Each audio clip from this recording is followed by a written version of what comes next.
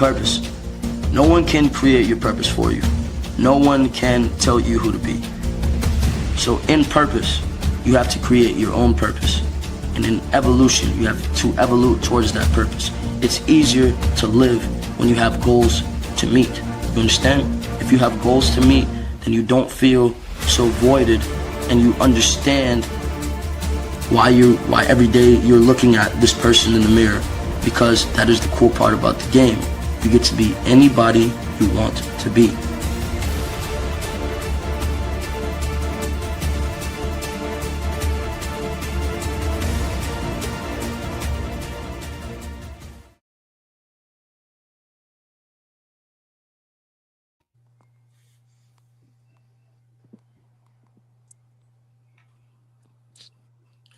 All right, welcome. I'd like to welcome the family. We are tuned into another episode of the Power of Ownership Podcast. You're with your host, Brandon B. Dixon.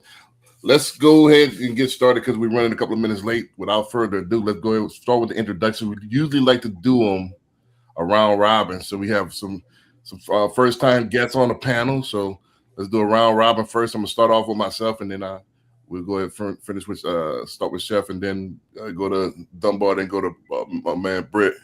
All right, so my name is Brandon B. Dixon. My NMLS is 1541210. It's at BNL Loan, also on all social media. Go ahead, please like, subscribe, follow, tell a friend if you like our content. Also, go to at BNL Loan, also on the YouTube as well. Please spread the word. We need to get in the algo, so please spread the word if you like our content. If you're ready for a mortgage, go to my website, www.applywithb.com. You can book me for a consultation there, or you can apply for a mortgage. You can call me 24/7, 832-775-8357. Also, you could, if you want to lease or list or talk about real estate investing, BrandonBDixon.com. Don't forget I'm a licensed realtor as well. So that's where you can find me. Chef Mobs, this is your first time on the show. Yes, so go ahead, introduce yourself. Tell them a little quick 30-second bio. Tell them who you are and what you do, and tell them where they can find you. Yes, sir. Yes, sir. Hey, everybody. How you doing? Thank you for tuning in tonight. My name is Chef Mobs. I'm based in Houston, Texas. I am the CEO and co-founder of VK Capital Ventures, which is a boutique Black-owned hospitality agency where there are 40 chefs under us. We do mobile, cafe, meal prep, and we also have a cafe in Tulum, Mexico. So yeah, that's a little bit about me. You can check me out on at Travel Villa Kitchen on Instagram. And then my website is chefmobs.com. Gotcha. Appreciate it. Dunbar. He's a regular, so I got you queued up here, Dunbar, as well. Alrighty. I am Brandon Dunbar. I am a realtor here in Houston. To get my contact information and to see my ratings, you would just need to Google my name, Brandon Dunbar, realtor. Let's go to the next one. To talk anything real estate related, please book a consultation on my website, Dunbar Did It. Also, you can get my number from Google, and you can call and text me 24/7, 365 in any real estate concerns or topics or questions. Gotcha. And Terrence, my guy, Terrence Britt, I've been knowing Terrence for a minute, damn near a decade, but this is his first time on the show. Terrence, give him a 30-second bio. Tell him about yourself and tell him what you do. All right, my name is Terrence Britt. I'm currently a real estate agent with Keller Williams. I'm also a U.S. veteran, as you guys could see. When I came into real estate, one of my major goals was to help veterans, seek, housing. We have a lot of veterans out there that, they have an issue with, utilizing their benefits, or they just don't know how to utilize their benefits to get them a VA loan and to get in the house. But that's just a little bit about me. Again, if you want to reach me or look me up, you can find me on Google, or you can go to har.com, click on Find the Agent, type in Terrence Britt, and my whole profile will come up. Also, if you just want to reach out to me by phone, you can, 936-648-5015, or you can text. Gotcha. All right, so yeah, man, that's I'd like to welcome the first two guests, and for anybody tuning in, I see we getting some people in there on the Facebook. Oh, I forgot to go live on Instagram. Oh, I know I was missing something. All right, so we live on the gram as well. So I see we getting some people in there on YouTube and Facebook. Yeah, let's get a couple of people on the gram. So before I start with the clips, and if this is your first time, let me introduce the show, the Power of Ownership Podcast. We not only talk about home ownership or business ownership, we also talk about ownership of the mind, body, and the spirit. So, the whole diaspora of ownership, just, owning yourself, being responsible, taking ownership of your own destination, your own purpose. So we kind of expand it, a little bit. We get technical and we go philosophical as well here. So what we do is we react to the latest and greatest clips. Some of them real estate related, some of them not, some of them business related, and then we just give our opinions, and then we ask some serious questions about it, and then we have a discussion. So that's kind of the gist of the show. I got we do about 5 to 7 clips a week, so this depends on what's hot and what's streaming and what's viral right now. So, all right, so I see a couple of people coming in on the gram. I'd like to welcome those people. Don't forget, we will read your comments live on air. So any questions or concerns or anything about real estate or anything about ownership, please, we'll read them live. So go ahead and hit the chat, and we'll rock from there. So without further ado, let's go ahead with the first clip here. And let's go ahead and get the party started, man. Let me know if y'all can see the screen here. Give me 1 second, man. Bam. Can y'all see the screen? Yes. Yeah. All right, cool. Let's run it.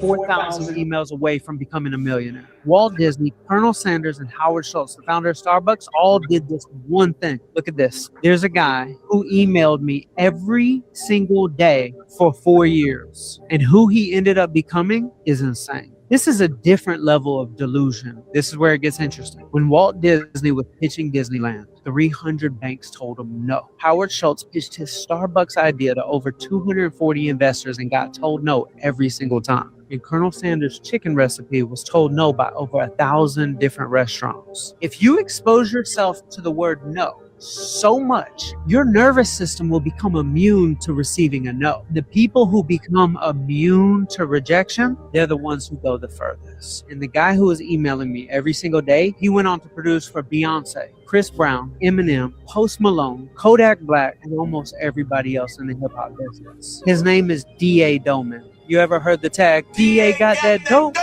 Yeah. This is the greatest life hack that you can adopt in your life. Imagine how far you can go if the word no longer affected you. You are 4,000 emails away from becoming a millionaire. Walt Disney, Colonel Sanders. Bam. And then as far as the reactions, we usually go round robin. So I'll start off first. Chef, you after me, Dunbar, then Brett. So we kind of go in a round robin, react to it. And then if you got any, don't hesitate. If I want to interject or push back, don't cut anybody wisdom, but have a civil discourse, so to speak. So, but I'll start off with this week, man. This is what I tell my mentees all the time, and I think this is one of the things that's plaguing Gen Z is that it's almost the overanalysis paralysis. They're almost scared of rejection. I had somebody the other day that we're starting a business, but he's trying to analyze from every angle what could go wrong. I'm like, bro, you can't predict that. You build it while it flies. If you get a bump or fall or stumble, that means you're not gonna walk again. Like, if I was walking, a toddler, once I fell up, I ain't gonna walk again because look, I fell down. That's it. Nah, you got back up and you kept walking, man. So you can't prepare for every single thing that could go wrong. You'll never get started. You'll never do anything. Also, you can't be afraid. I think that's one of the keys to success, especially in our business, in real estate, and probably any business, is that it's the frequency. Meaning that if I do something, the universe has no choice but to react to what I'm doing. The problem is most people never do anything. They some kind of way talk themselves out of action, because they're scared of how people are gonna think or how people are gonna feel, or they frame themselves, they put themselves in a psychological prison. But most people don't even take action. So I think if you do something, something's gonna happen. My mentor, Matthew Mack, and that's where I met Terrence at. He worked at Gallery. I actually trained Terrence. I was the training and development manager. But Mac used to say all the time, man, everything works and nothing doesn't. Everything works, nothing doesn't. Right? So do something. You know, he used to always say, hey, at the end of American is I can. You know, I can do something. So do something. If you know nothing's gonna be perfect, just do it. You know, and with that, I'll go ahead and yield the floor. Chef, No, you want facts.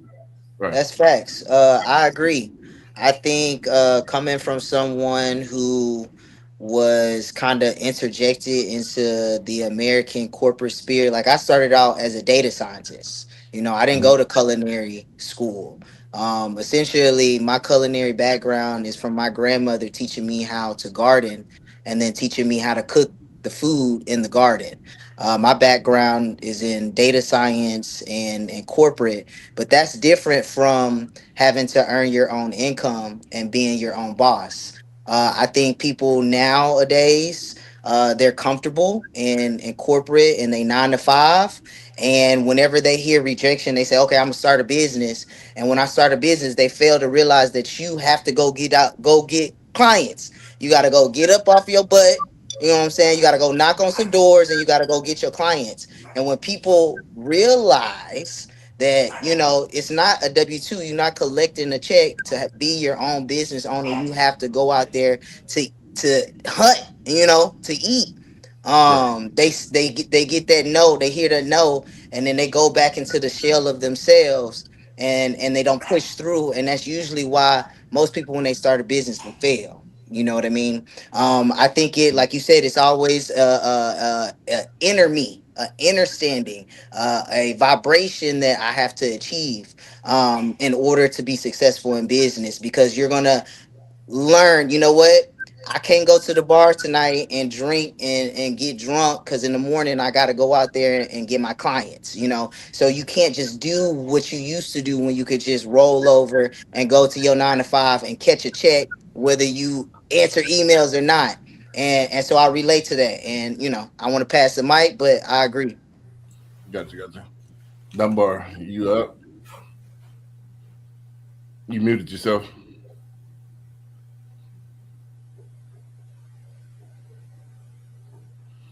I think I can unmute you. Hold on a second. No, I can you hear me? Yeah, I unmuted you. I think you muted yourself All right. though. Yeah, we unmuted myself together. So yeah, it's a law of numbers, right? Mm, Like you said, once you fail, once somebody tells you no, once you pitch the idea to 2 or 3 people and you get told no, you don't stop. I mean, you go and you do it 1,000 more times. Right? I think most people don't have that confidence once they do get a rejection. Once or twice, they feel like, well, let me go back and let me rethink everything that I thought I really needed, which is not bad to rethink, but you don't want to stop your progress because of one monkey can't ruin the show, right? So you want to make sure that of course, you have your stuff as laid out as you can, and if you get a couple no's, tweak it, but don't ever stop. And I think that's kind of what everybody hit on, and I think that I will pass it to Mr. Britt after that. right. Right. Kind of back to like what B said, back to what Mattress Mac used to tell us, everything works and nothing doesn't. You got to get motion.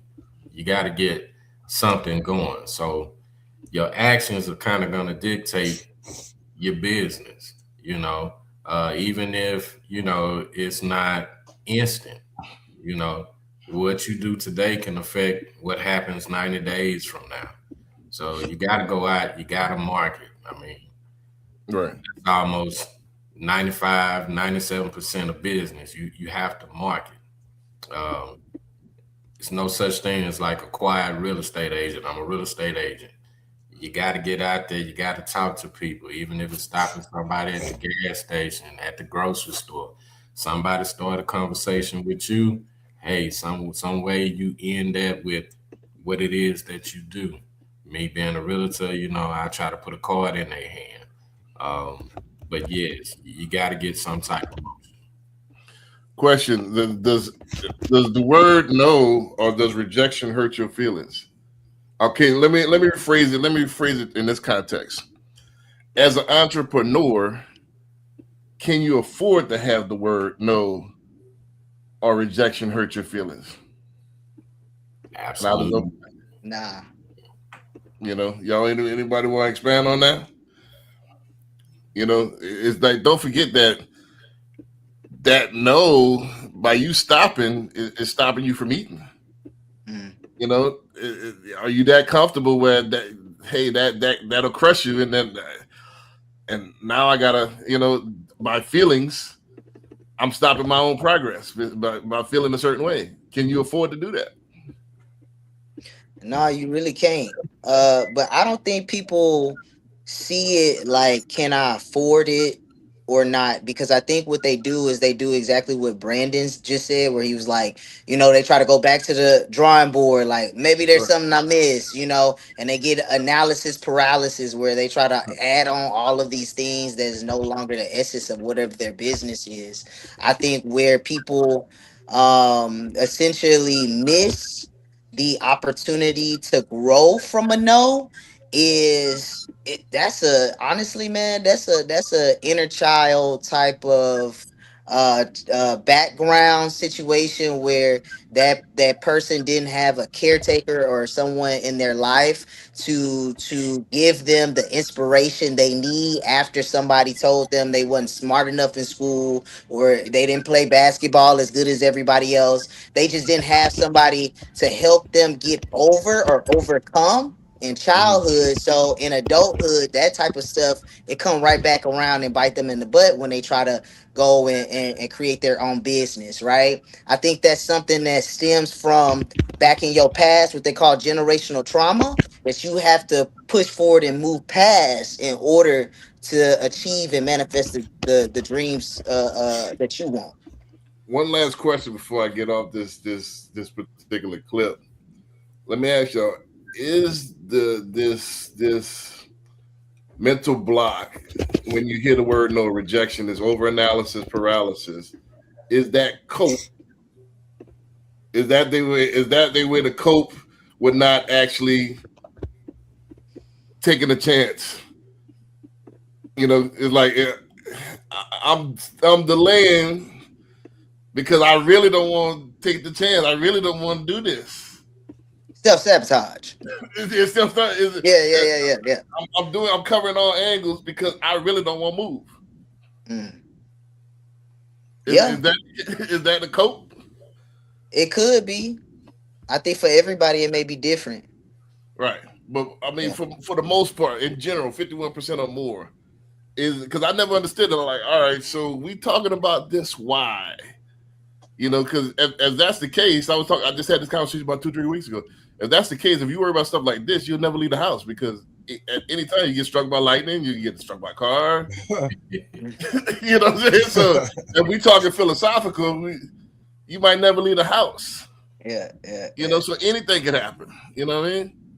So when you say immune to the word no, to whom? The customer telling us no, or when right, you got to be immune to hearing that term. No, it doesn't, man. It doesn't even phase me. I got alligator skin. It's one step closer to a yes. You know, you gonna get some no's. You know, you keep going until you get that yes. Got you. My man David Young, man, good to see you that you're watching out there. You're probably on the island somewhere. So good to see you guys. Always remember that people need you more than you need them. Yeah, this is facts. This is a fact. Also, he says, I know you're valid. There are millions of people out there. Shake it off, move forward. There's actually billions of people. You know, so and I told somebody this the other day. It's like, man, did Al Copeland stop making Popeyes because one person didn't like spicy chicken? Definitely not. Yeah, because one person doesn't like what you do. Does that stop your whole groove? No. It's like you can't be everything to everybody. No, not at all. You know, so. But I'll leave it up to that. I'll let that one out. Let's go to this next clip, man. Anybody else want to comment on that or any further I mean, I just think, you got to go through that. You got to Right. go through getting some no's, You're not Right. doing something right if you're not getting some no's, You got Exactly. If people. everybody's saying yes, you better watch out. Yeah. You got a problem, Yeah, so you ain't priced right or something is wrong, If everybody's saying yes, somebody, So with that being said, let's go to this next one, man. Let's go to this next one. Let me know when y'all can see the screen. Actually, I got the wrong one. Actually, hold on. I got the Instagram screen, man. Hold on 1 second. 1 second. They look alike. Here we go. Bam. Let me know when y'all can see the screen. Okay. Yep. All right, cool. Let's run it. Wondered why people are willing to pay $8 for a little tiny container of fruits when they can come over here, buy it individually for 99 cents, 69 cents. You can buy 8 of these and make 8 containers, but yet people still choose that option. Well, here's the thing. It's not actually about money. It's about time. If people can save time, they will pay infinite amounts of money. Nobody wants to go out there and chop the fruits and prepare the fruits and put in the container on their own. They want someone to do it for them and make their lives easier, because time is the most important thing in this world. It's the same thing with business. If you guys can figure out how to make someone's life easier, how to get them results easier, how to make them doing work less work, they are going to pay you infinite amounts of money because they are saving time. You ever wonder? Chef, this is a good one for you to lead off. So you're next in line to lead, because you're in this business, you're in the food space. So Yeah. this is kind of right up your alley. So you want Yes, to go ahead sir. and take the lead on this one? Yeah, for sure. So definitely, I would say that's absolutely right. The bread and butter of my business is meal prep, right? You have high net worth income families who basically have multiple children. They work long hours. Some of them, both mom and dad, are attorneys. And they're looking for someone to basically meal prep, make sure that they have the adequate amount of fruits and vegetables in their house. Anything is simple, even sourcing the food in their refrigerator. Sometimes I get called as a consultant to source different gardens, different fresh fruits and vegetables, down to kuka melons. Never, some people never heard of kuka melon before. Kuka melon is a derivative of watermelon. It actually started out in Mexico, but the seeds here grow in Texas. And you have people who have money who don't want to go to the grocery store, but they're looking for fruits and vegetables that you can't find in everyday grocery store. Sometimes you have to go to a Erewhon or a more central market, or you go to your local farmer, and they're looking for someone to source that. They're also looking for someone to cook for them also and their family. So that is a prime premier a service that I give to my clients, and it's something that's in high demand to the point where I have other chefs that I can say, okay, I can't do it because my time is so booked. I have so many clients, but I could pass to another chef.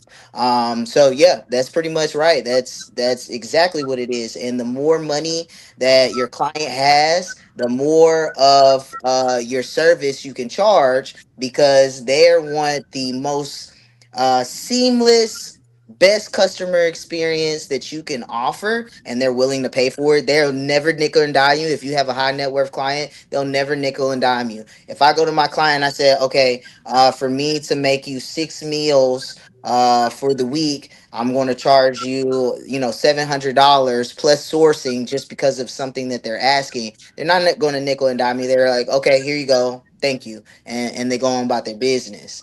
So that's another thing. The more that you actually see the value in the service that you give. When I say I serve my client, I service my client in the best way possible, and I try to give them the best customer experience in the way that I'm not only saving them time, but I'm creating a solution for them that they need. It is a resource that they need because they need to eat, don't they?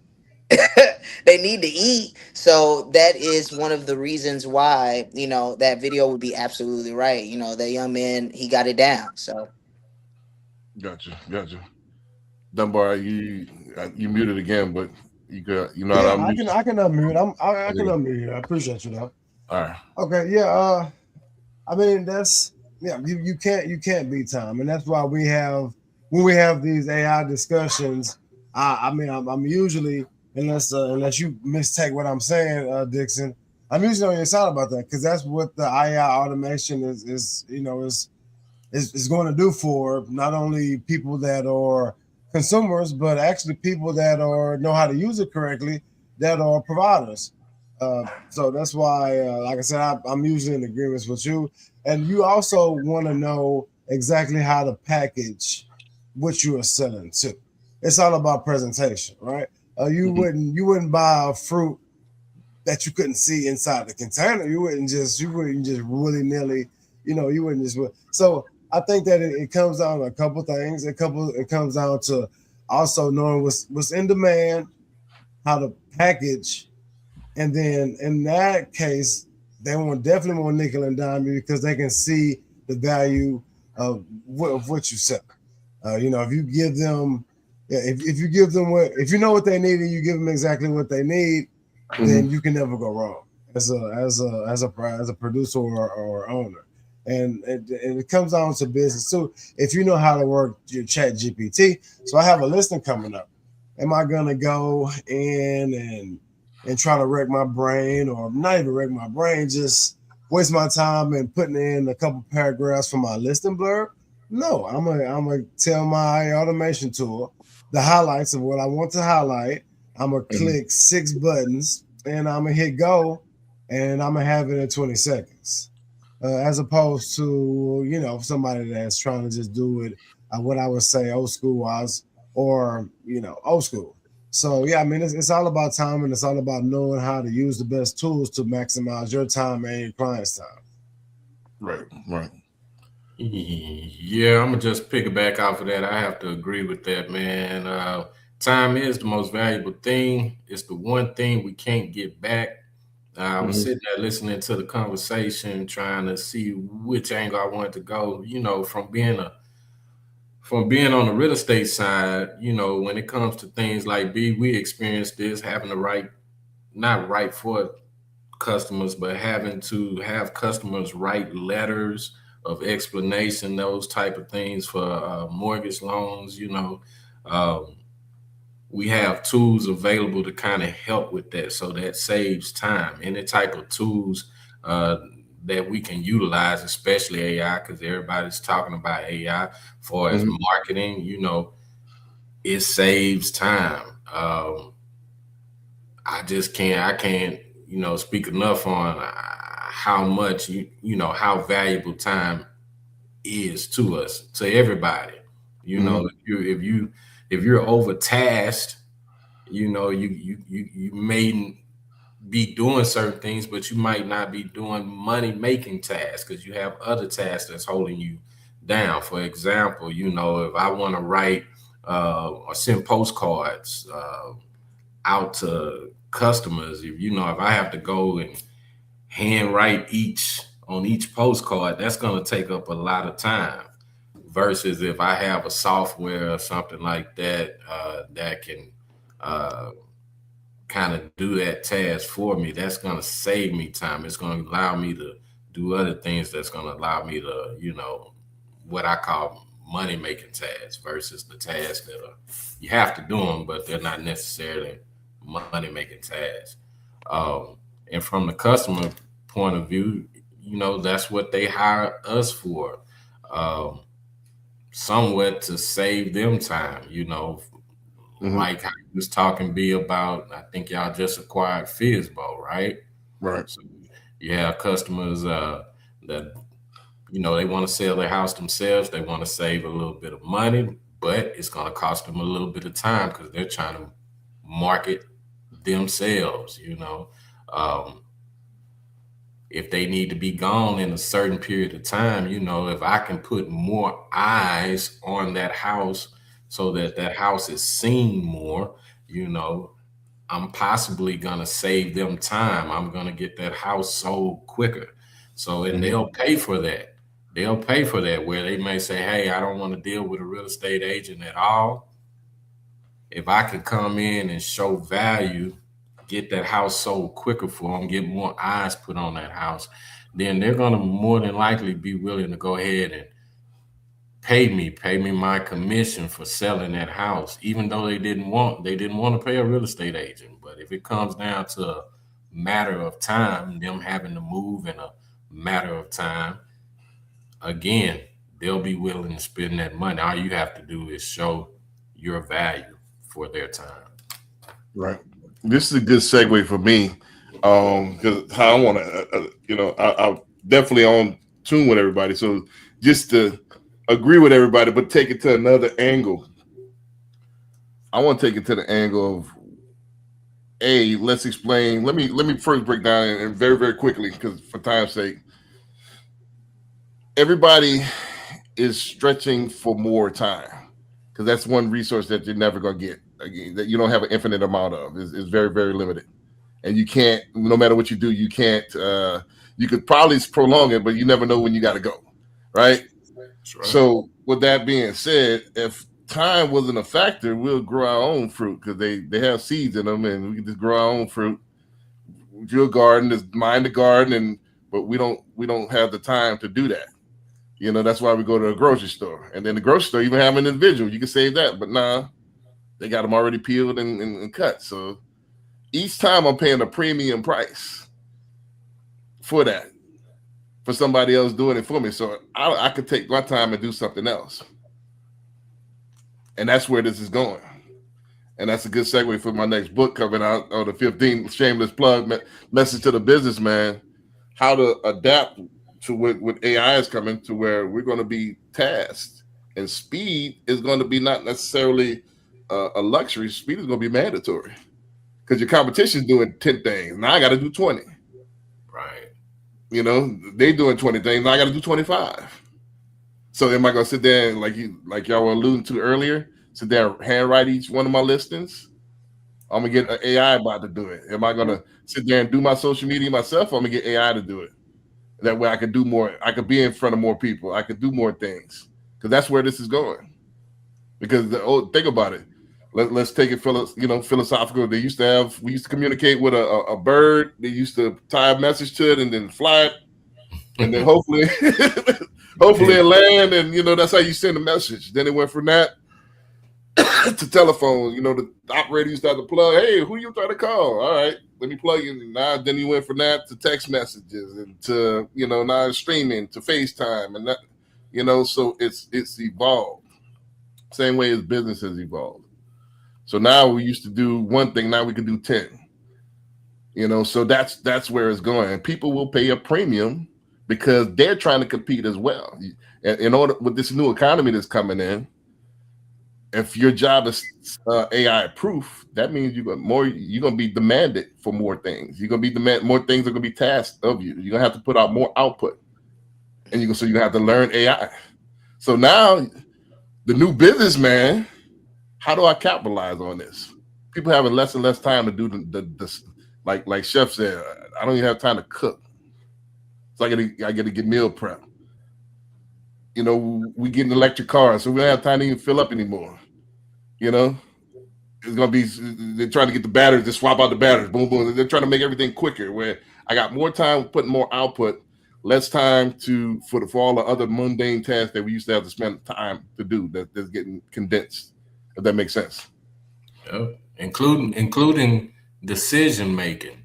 Right. You got less time to make a good decision. So we turn it to like that is chapter 3 in the book.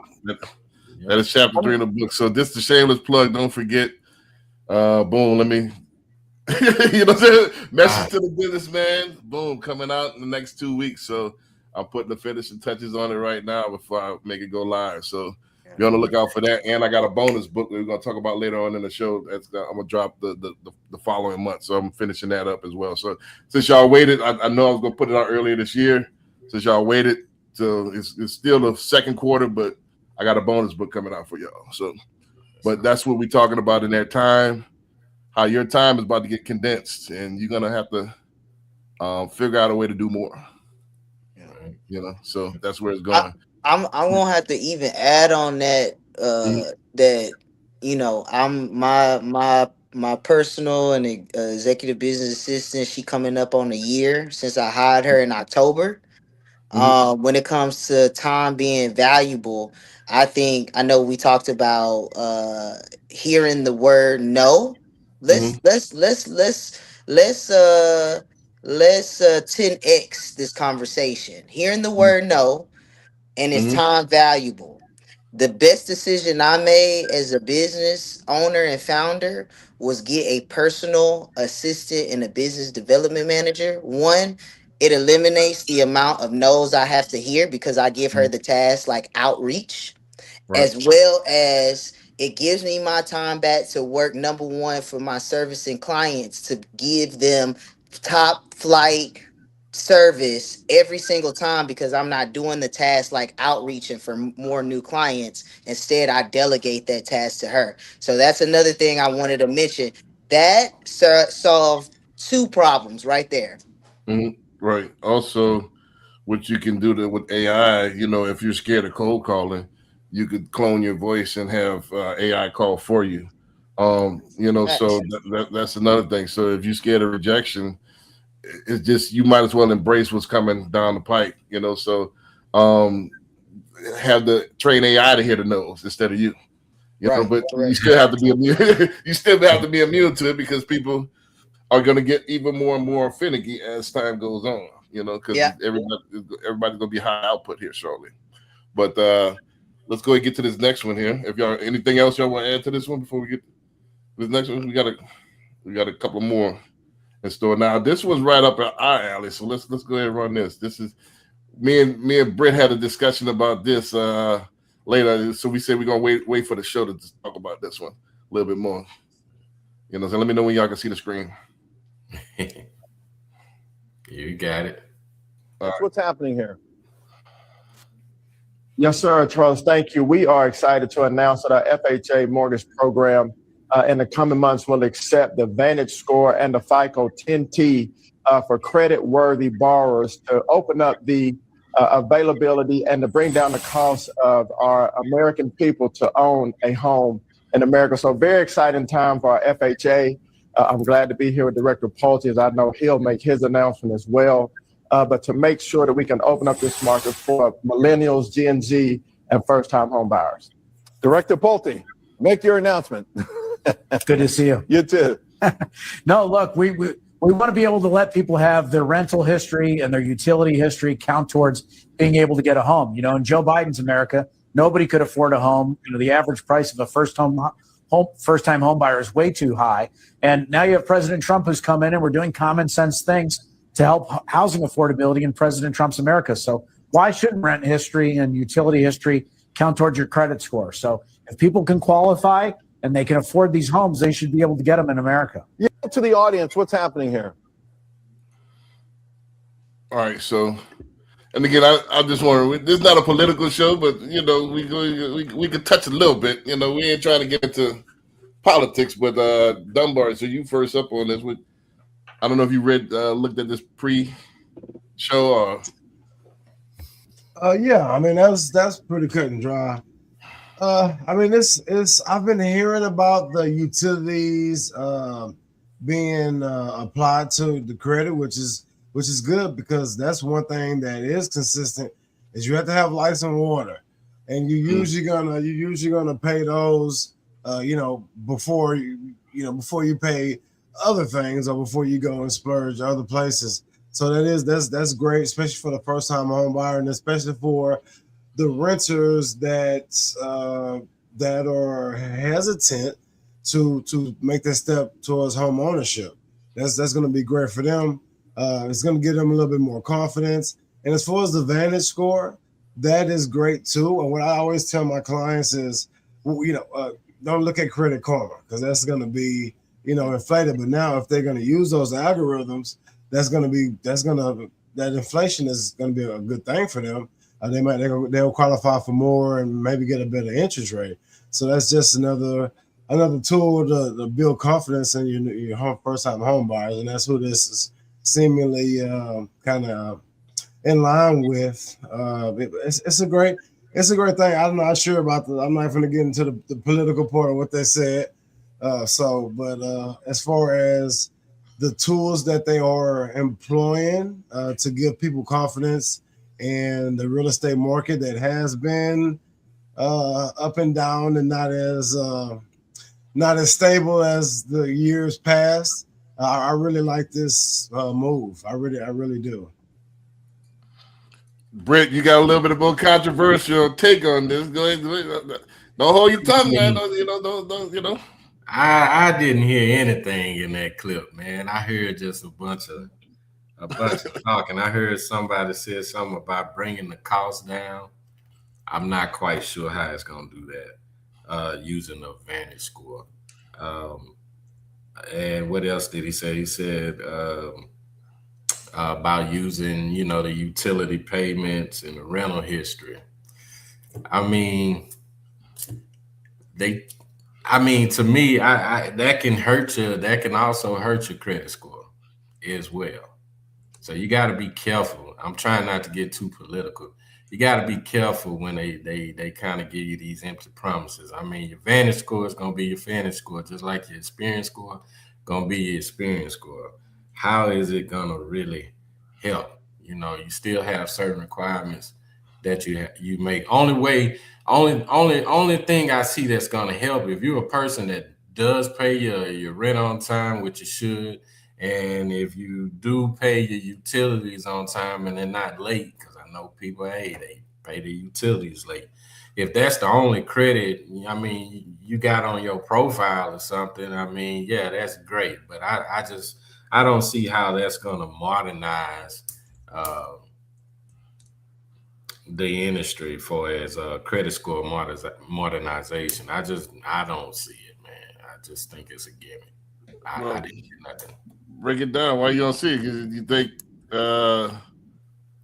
people not just gonna pay their bills on time? People do what they do. They doing it right now. And saying you're gonna utilize the Vantage scoring model is just another scoring model. They utilize the scoring model they have right now. It's not gonna be much of a difference. It's just a way that they develop your credit score, and like I say, counting utilities on your credit could bring your credit score down versus taking it up. It's just, it all depends on the person. I don't see you just moving from one tool to the next, using the Vantage score or using FICO score, whatever. It's the same thing. I don't think that's. It's definitely. I don't see how it's going to bring costs down. Right. Now you ready for the hit? You ready for the hit? We said we're gonna save it for the podcast. So you ready to hear my take? I do have something. So I guess when it comes down to bringing it's not going to bring the house cost down, but it may put you in a different bracket to where you're paying less for the house on a monthly basis. I guess that's what I was coming from that standpoint. Now, you're not going to get a house for cheaper, but you might be able to qualify and get a better interest rate. So now it doesn't look as crazy as far as when you're looking at your monthly payments. That's I just said that. That's fair. Let's take it from this, and I'm gonna build on this. If you don't pay your bills on time, do you deserve a house? Are you entitled to a house? Well, so all right. So I look at it as a door that's open. If I didn't have any other trade lines besides my rental history and my utilities, and I'm just starting out, and I do have a history, but I don't have any major credit cards, or I have one credit card, but not enough healthy trade lines to add this, and I'm a responsible person. This is a positive. So this is not for those who just don't take care of their credit, and this is a safety line. That's not what this is. That's not what this is. This is not for those who don't handle their business. This is for those who been handling their business, but they don't have that opportunity yet, or they want to get fast tracked to home ownership. That's for those. So it's not a way to, and let's take this on a broader note. Let's build from here. I think the problem here, and I'm gonna go ahead on the limb. I think that's the difference in the mind state. I think from where I'm coming from, it's not what I could do. What can the government do for me? It's how can the government stay out of my way and unlock things for me to go through that door myself. I don't want you to make it easy for me. I don't want you to just hand it to me. Stay out of my way. If I'm paying my rent on time, why can't I use that as a trade line? If I'm paying these utilities on time, why can't I use that as a creditor? They gave me credit, right? The cell phone company gave me credit. They gave me that cell phone. They gave me the line. They gave me the service first, and then I'm paying for it later. That's credit. So why can't I? It's just the freedom. It's not entitlement. Like, all right, so now I think it should be revamped. I think it should allow people to do this. Just get a house. And then hey, don't even pay us.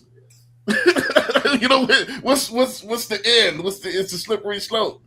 I think the difference between the two mind frames is that it's not of what they're doing, is just, hey, stay out of my way. It's two different mind frames. And that's how I look at it. So this is a good tool to, hey, if I want to, this allows me to enhance my freedoms. If I want to, I can include my rental history, and I can include my utility payments on my credit report, and that will enhance and boost my score. Then hence I could probably go from in the 5s to in the mid 6s because I have these 2 new healthy trade lines or 3 new healthy trade lines on there that I've been playing on time. That's what that's for. Now, if you pay raggedy, this ain't gonna save you. This ain't for you. So I don't want to be redundant. I'll go ahead and yield the floor. Chef, you want to get in on that a little bit? Yeah. I mean, honestly, I think anytime somebody gets access by, if they have developed a way for someone who's young, right? They may be just out of college, probably only got one of they first credit cards, but they got a decent job. Let's say they got a decent job, right? And they've been paying on time. That makes it more accessible to them. Or someone who lives, or they're older, right, and they lived in means that were not, they had to rent, they had no other choice but to rent, but maybe these couple trade lines allows them to have access to a home ownership. That's always a good thing. I would never want people not to have access to things, but you're right, I have to agree. If you already don't take care of your business, you're not gonna get, that's not your cheat code. And it is what it is. For me, I do believe, and I'm not in the real estate game as you guys in that type of way. uh I deal with mostly investors, especially when it comes to like hospitality, retreats, restaurateur, and wellness. I deal more of, people are looking for, they have a buy box, right? And they maybe they want an Airbnb so that it be a retreat, and it has to have 10 bedrooms because it's made mostly for weddings. Those are kind of the individuals and investors that I deal with in Florida and California, and so in Mexico. And so looking at that, I'm not even looking at your, regular person that is just looking for a home to live in. I don't even for myself would live in a home that I purchase. I only deal in assets. So when I buy something, it's a asset that I bought it, and I'm leasing it out to people. I don't live in a home that I bought.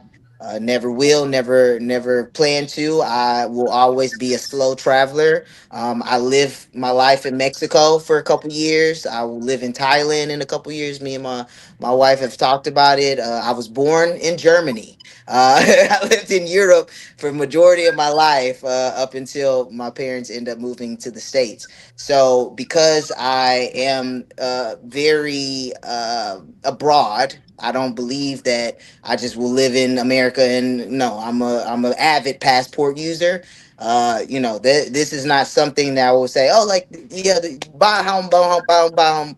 I'm more like buy commercial real estate, buy some land to, do something with it, buy a ranch, buy a farm, so that you can actually create more wealth for yourself, not live or be house poor. So if you already cannot pay your rent on time, or you already can't pay your utilities on time, honestly, my opinion, I don't believe you should be looking for home ownership. You need to be looking more into investing an extra $1,500 into something that you can create as a entrepreneur. Then you can look into home ownership or something like that. But that's the way I was raised, so that's a completely different subject. Right. Before I give you a little pushback before we get to the next one, I want to read David's comment. Say, love that it's officially changing. Finally, been waiting on this for a long time. What's nice about this that some lenders will let you pick the best scoring model for each client. I didn't know that, so that's good information. And then he also said millions of responsible rentals will not have the door unlocked to home ownership. So that's that's my sentiments as well, is that it's an extra tool in the utility belt to unlock certain doors. It's not for those, hey, if your credit is 4, what you got to try to get into 4s, and your utilities, probably most likely you're not going to miraculously pay that on time too. So you just pay everybody late. So that's not going to help you. So these are for the responsible people that's been renting, that this doesn't have the trade lines, they don't have the credit established yet, so you can use that as a creditor, because a cell phone or a rent will give you more of a chance than a Discover card. You got what I'm saying? I mean, it's a great way to be able to utilize, I guess, a trade line, if that's what they're gonna call it, without adding debt. So right, exactly. Again, if it's a responsible person, they just starting out, they don't have trade lines or anything reporting on their credit, then yes, it can help, boost them up maybe to where they need to be. Right. Just, for us, the political thing, you just kind of got to watch what they throwing at you, bring down the cost. That's what the guy said. He said it's going to help bring down the cost. Maybe. Well, let me explain. Let's explain. Bring down the cost for that particular individual. Dunbar alluded to it as well. So if I have in the 5s, which I'm in that F category, I'm in that D box that nobody will touch. That's what they used to call subprime back in the days. And I add these trade lines to there. Now it gets me in the 660, 680, and I'm in that C box. That's going to save me a tremendous amount of money as far as points or rates. That takes me to a whole nother category. So that's what they mean as far as saving money, especially with that Gen Z that don't, that just getting established. So that could take them from a D category credit to a C category, even a C to a B. So this that alone gonna save them a whole ton of money. That's what he mean. And as far as that's what he mean, bring the prices down a little bit. Not that it's gonna bring the price. Oh well, since we're gonna use this down, that $100,000 house is now $50,000. That's not what he's talking about. He's talking about saving as far as fees and rates. If you boost your credit up. I want to say this, and then I'll get to the next one. As far as a little bit of pushback on what Chef was saying, I think we need to. I think think that's coming. That nomad living that you're living, that's coming as well, because a lot of people could work remote. A lot of jobs, the old model with our parents are kind of gone, where you have to live in commutable space from where you in proximity to where you work. That's kind of gone. So a lot of people are moving. However, I think you should embrace it and use to interweave with the new society as far as ownership. And let me show you how you leverage that. Kind of like you're doing. Instead of renting, I will get a primary home for now, or I will house hack. So I'll live in one side and I'll rent out the other three sides, or two sides, and I get our house. It was called house hacking. When you get a multifamily, you live in one side and you rent out the rest, and your tenants pay for your actual mortgage. And when I'm out of town, if I'm out of town for 6 months, I'll Airbnb that one side. So now I got 4 doors, or I got 3 doors, I got 2 doors now that's coming in, and I still own that property. I still got that asset that's accumulating in value over the course of time, instead of renting, which is all I'm just making rain on the landlord. I'm just kicking that money out, and they ain't going nowhere. That asset is accumulating value as I'm moving around. Does that make sense? Oh yeah, no, absolutely. I do believe once I find that hub for me that I want to rent out.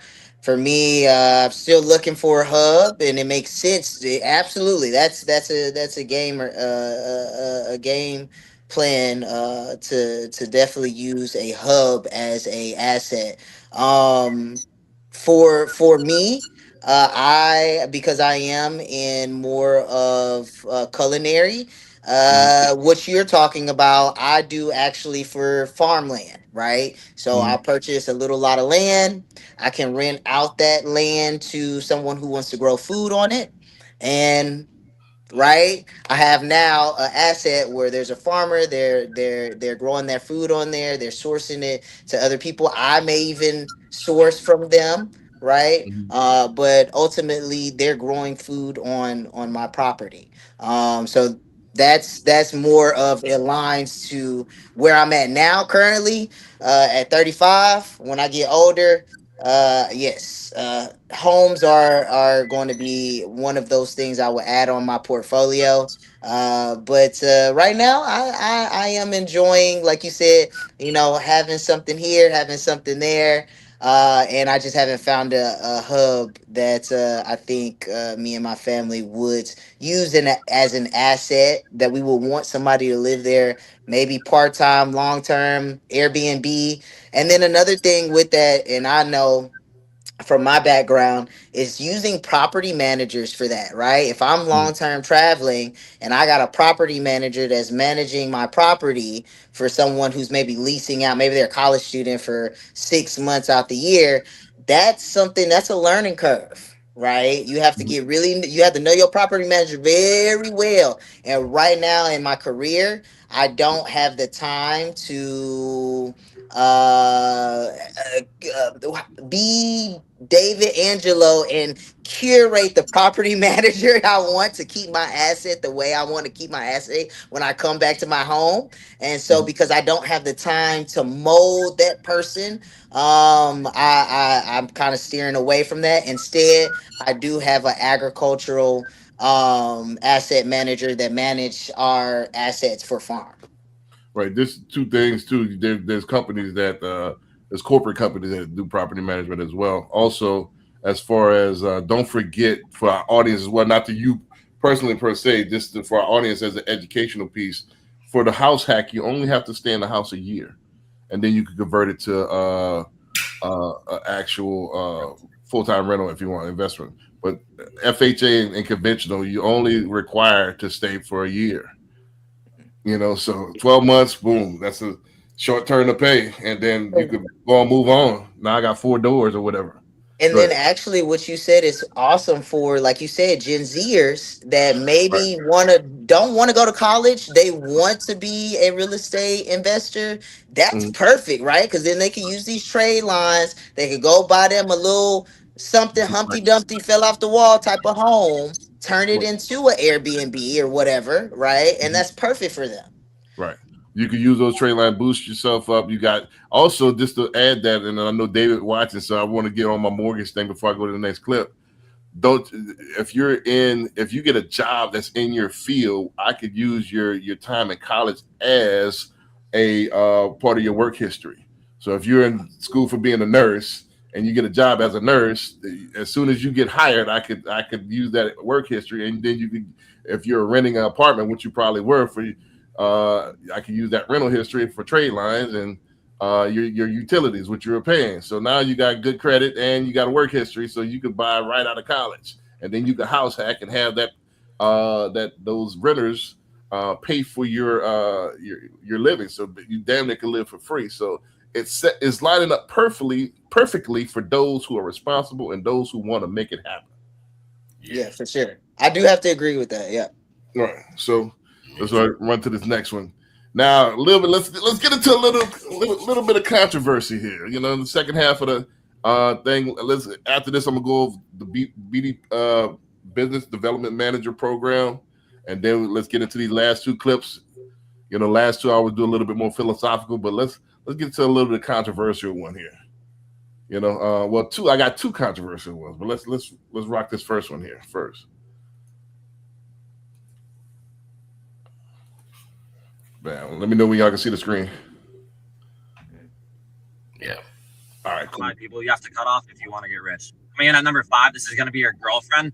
Now, I know people are going to disagree. They're going to be like, nah, bro, my girlfriend supports me towards my goals. She helps me work towards them, but it's all just cope. If you yourself are actually broke right now and you still have time for a girlfriend, you are literally just delaying yourself from getting rich. And if you do actually end up getting rich, you're going to break up and leave her anyway, because now you're going to be status max. So you're just delaying the inevitable. If you have a girlfriend and you want to get rich, get rid of her right now. Coming in at number 4 is going to be every single one of your day ones. Now, there's not a single rich person that I've ever met that came up with their day ones or was successfully able to put them on after they got rich. So you might as well just get rid of them now. And I mean, if you just take a look at the phone and the group chat that you're in, you literally know that you do not like these people and that you're going to be rich and that you are better than all of them. And they're just simply bums. So you might as well just get them out of your circle now so you can actually start ascending. Coming in at number 3, this is going to be anybody that owns a Puffco smoking device. I didn't say anything about ZA, but if you literally spent $400 on the top of the line engineering bong to get fried, you are literally just cooked. Now, I still hit the Benjamin all the time, but I'm not a degenerate about it. I get all my work done. If you literally have a smoking tray next to your bedside table, you are just beyond cooked and going to burn in hell. Coming in at number 2, this is going to be your entire family. Now, this might sound harsh, but if you just take a look at it for a second, they told you to go to college. They made you do shit you don't want to do. They have no idea about how to actually get rich. So you might as well just cut them off now, come up, and then come back into their lives and then buy your mom a house, because they're not going to support you and they don't understand any of this internet money shit. Now, coming in at number 1, I'm actually going to change it up a little bit and say these are the only people that you can keep in your life. And this is going to be all of your incel Discord online friends. And that's because they're actual real friends and you have no obligation towards these people. They're literally pixels on a screen. And these are people that will actually keep you grounded when you start coming up in money max. If you keep them in your life the entire time, it's really good, because these are going to be the only people that can kind of bring you back to base level and watch your entire come up. If you have any of these people still in your life, you're not going to make it in your cook. This is the top. Man, who is Britt? Are you first on the Dunbar go first or?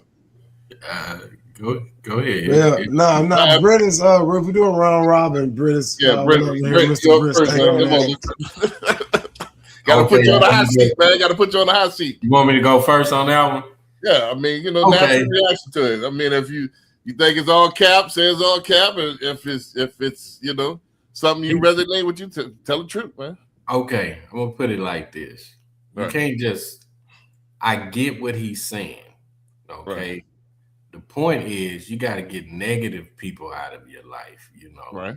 Anybody that's going to pull you down. I'm not going to necessarily say you need to cut your family off, your day ones off, but I do understand the point that he's trying to get at. You do have to cut some people off, because people will pull you down when you're trying to go to a goal, or they'll try to tell you, you can't do something just because they haven't done it or they haven't seen it done.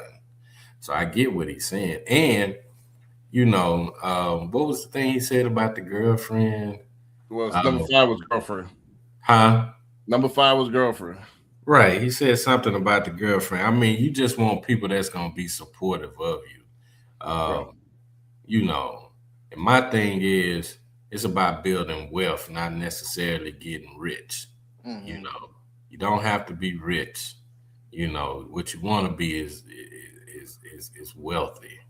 You know, have your business in line. That's the way I'm gonna put it. Just have your business in line. But you don't have to cut everybody off. But you do need to get rid of people that's gonna drag you down, people that's always looking to take from you, people that don't show up when you need them to show up. You know, that type of thing. The word we've been talking about all week, Brandon, is reciprocation. Right. You know, my energy, I need you to reciprocate that back toward me. You know, if I'm gonna be supportive of you, I need you to be supportive of me. That's how I feel about that. Right. I could take my time and break each one of them down, but for time's sakes, you know, I can get to, you know, I can get gray on it. All of it makes sense, and you know what he's saying. But for time's sake, I mean, he's on point because I played before on this channel the ALUX version where they did the top 15 things that you need to sacrifice in order to get rich, and they echoed a lot of what he said as well. This is the thing as far as the girlfriend. It's amazing to me that, you know, and I think it's a lot of comfort. People want to get comfortable on their journey, and it's two opposing things. If you're broke and you're trying to, and again, it's not for everybody. Don't forget, if your goal is to be a family man and you want to be an employee, that's fine. But I'm talking about if you want to get rich, you want to be the top 1%. This is a different mind frame. So yeah, you might not have time for a girlfriend because it's a distraction, you know. So they always going to be out there. They got a crop of them graduating every year, you know. So they always going to be there. So I think unless she's helping you with your business, which is very rare. You know, most of the time it's actually a succubus on your business. It's actually because she's going to need that attention, and a lot of times it's called pay attention. You know, so you got to pay that attention, and as we talked about in the early clips, time is an asset that you don't have much of, and especially when you're in the game, you're making plays. What he talked about as well, day ones was number 4. I could agree with that to a 10. I'm not my day ones can't come with me on a journey. However, I'm still cool with all my day ones. But when it comes to business, I will meet you. I'll see you at the finish line. You know, so you can't come with me on this journey. We can't. A lot of us we can't eat off the same plate. However, we can sit at the same table, if that makes sense. So I can't bring you along with my business because I know you. You know, a lot of times we don't respect boundaries. We don't respect. And as far as investing, that's not what they do. You want to go to investors to invest. You don't want to go to your partners to invest. The third one he said, you know, and I'm briefly going through them. Third one he said, people that spend extra money that they don't have to get fried. I don't know. I'm not familiar. I'm not into the stoner culture. So he said something about some kind of bong. You know, that's to me. That's priorities. You know, so if your priority is to get fried, right? Yeah, we don't. Our values don't align. Family. Let's talk about this.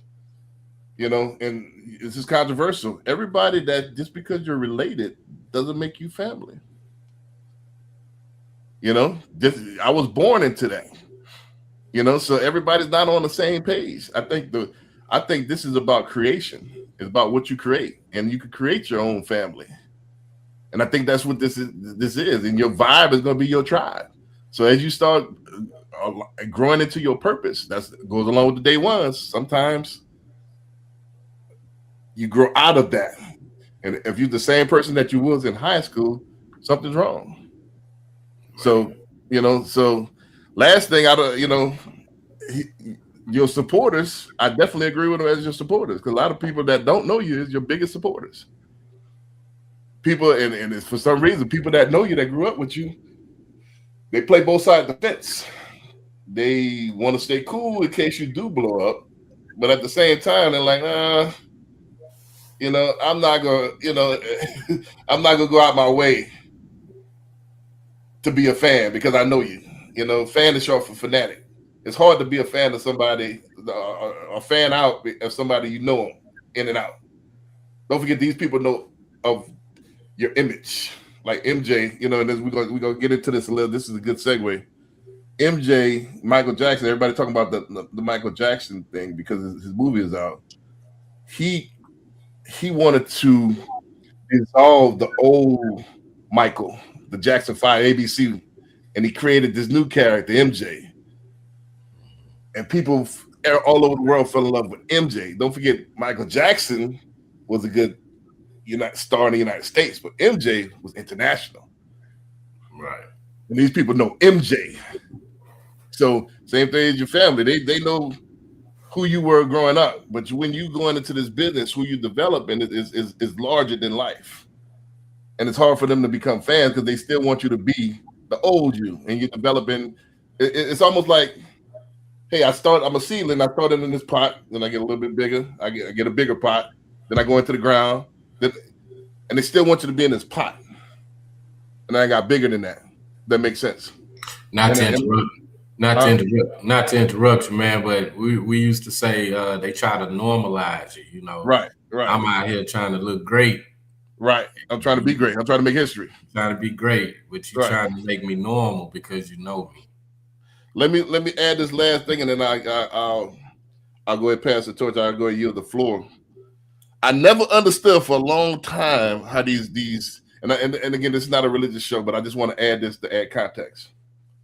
Like, damn, how did Abraham how did they leave their wife and they sacrifice their kid? It's not that. It's about whatever you need to do, especially when it comes to your purpose. That always comes first before anything. It's allegorical. Say, lay down your cross and follow me. I got to drop everything and follow. Everything. Family, everything. That's the amount of sacrifice and faith that you got to have. So when you hold on to things, by definition, you can't get to yours because you holding on. You see what I'm saying? So I'll go ahead and yield the floor from there. Chef, while I wait till you get, I'll read this. Go ahead. My wife Ashley says, "Caliber meets caliber. You attract the partners you deserve." That's facts. I mean, your vibe is your tribe. Chef, I'll go yield the floor. You want to get in on that? Yeah. Honestly, man, I see what he's trying to say, but it's hard for me to agree because contextually speaking, everybody's path and journey is different, right? I know for me, I would never say, well, I have to be transparent. She's not even my girlfriend now, but she's my fiance. But when I was building my business, she was just my friend. We weren't even dating yet. She decided to not only be a part of my business, but to invest in my business, became one of my biggest investors. And then we were able to buy an entire cafe in a different country. So my journey was different. If I cut off a friend who later turned to be my girlfriend and then later turned to be something else, obviously I still would have made it, but I would have made it a different way. Would it have been as fun to have my best friend and partner in life in business? Probably not, right? It'd probably be a different journey, but ultimately that is my journey. So my journey looks different from everyone else's. It's not going to be the same as everyone else's. Some people have girlfriends that, yes, you can't sit down for a second and look at your computer and get nothing done because she over here like me, do, blah, blah, blah. I get that. So if context change, yeah, that maybe have to be somebody that you got to cut off, right? And family is the same way, right?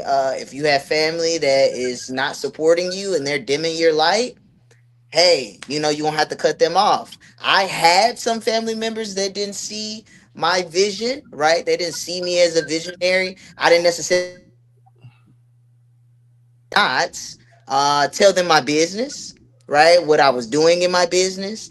I didn't disclose to them all of my dreams because that energy was leaky energy. If I'm just telling them everything I'm doing in my business and I already know they ain't supporting it, right? Those people I just handled them with a long handle spoon, and I still.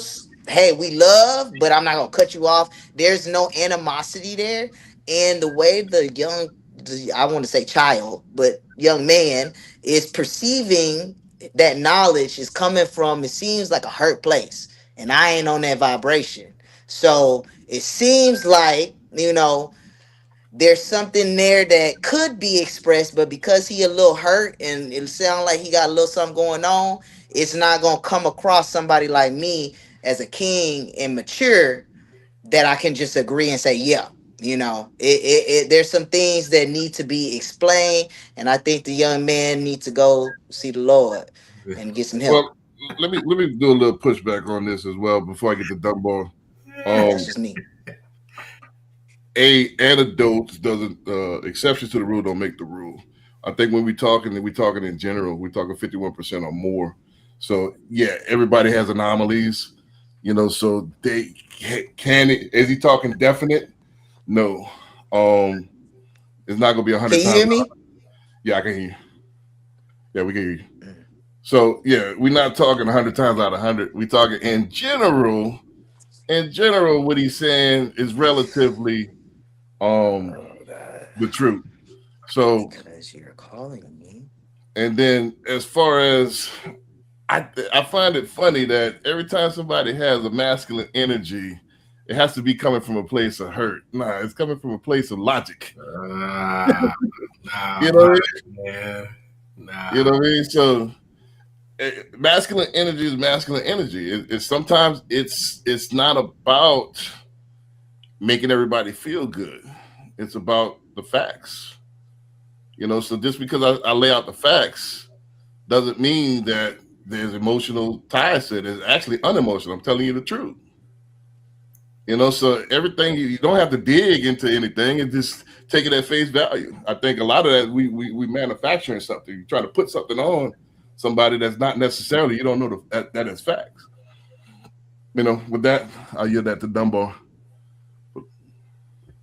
All right, just to purely talk about and react to what the guy clip was about.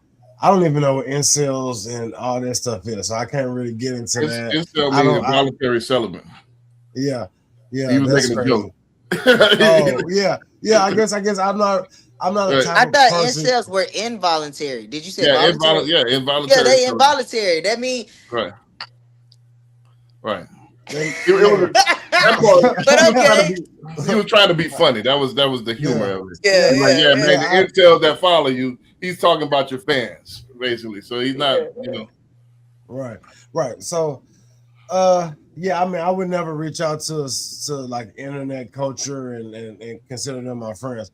The only ones that I think you actually would have to cut off is maybe a girlfriend type archetype, because they are close and you will have to leak your energy to them. And if they're not reciprocating that, then that's going to ultimately could make or break your business. Definitely going to hinder you if they're not receptive to it. Now, the other folks that he mentioned, you don't have to tell your business to them. You don't have to cut them off. That's what I'm saying. You have to. You want me to go ahead? No. Let's put context on cut off. Cut off don't mean I'll never speak to you again. That just don't mean that's what I'm saying. In the mix. Well, that's what I'm saying. That's what I said. The only person that could probably hurt your business when we talking about like manifesting and kind of coming up would be like a girlfriend archetype. The other folks that he mentioned, you don't have to cut them off or anything philosophically or not. But usually most people that move in silence lose people anyway. So I just think if you move in silence, if you're not telling everybody your business, you don't have to necessarily cut them off, but they can't harm you in a way that is sabotage because they don't know what you're doing. Well, let the only person. Let me paint the picture real quick. This to add context to what you're saying, because let me put the nail on the head. What you're saying is, like I said, is true. But if you're like say you're developing a real estate business, so every day you're going to be moving and grooving for the real estate business. So, hey, mom or hey, sister, I don't have time because I'm doing this. So by default, I'm going to cut off that time, that leisure time. That's what he's talking about. And hey, I don't have to explain what I'm doing because I'm doing it. Yeah. Well, I mean, that's your real. Maybe that's what he was talking about. I took it as cut him off and then not say never talk to him again because he said family. He said, yeah, when you get back, when you keep doing, when you get to where you want to go, you come back into their life. I'm not saying dead them. I'm just saying keep them out your business and they can't harm your business. That's what I'm saying. That's what I would do in these situations for the I guess the fourth, third, and second group of people that you need to cut off. Now, and I totally agree with the drug thing, because if that's because the priorities, right? You can't if you can't realize that something is hindering you, then maybe we're not on the same wavelength. So I mean, that's somebody that I would cut off actually. If they can't, and everybody goes through things. So if they can't understand that what they're doing is bad for themselves and bad for me potentially, if I'm riding with you or we out and about, then yeah, I can't really. I would probably 100% cut you off. But I mean, to what he said, I do, and I will have to agree with Chef. I do think that somebody did hurt him. And there's nothing wrong with being. And it's. I don't have a problem with masculine energy. I'm gonna tell people how it is. If you ask me, I'm gonna tell you how it is. But I mean, it just seems like he was a little bit crazy. It's just like a little, it is what it is. Just for shits and giggles. Yeah. Where's the evidence? Yeah. It just seemed like it's just what I perceived. It's just what I perceived. Yeah. I have no problem with him saying what he said. Yeah, with a grain of salt, but it does seem like he didn't get hey man, that kid can say Jesus or church, but it's like he did seem like he got stabbed a couple times. Yeah, ain't nothing wrong with what the kid said. Ain't nothing wrong with what the kid said. If that's how he feels, that's how he feels, right?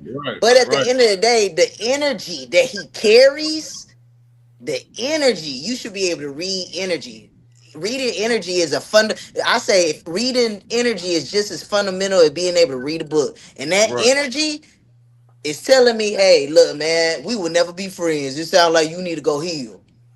Well, the thing is, the energy that I got is an Instagram skit. Is that so he's true. It's a skit and he's trying to get views. Yeah. Right. So where do you get hurt from that? Like, that's amazing to me. I mean, for me, that's my opinion.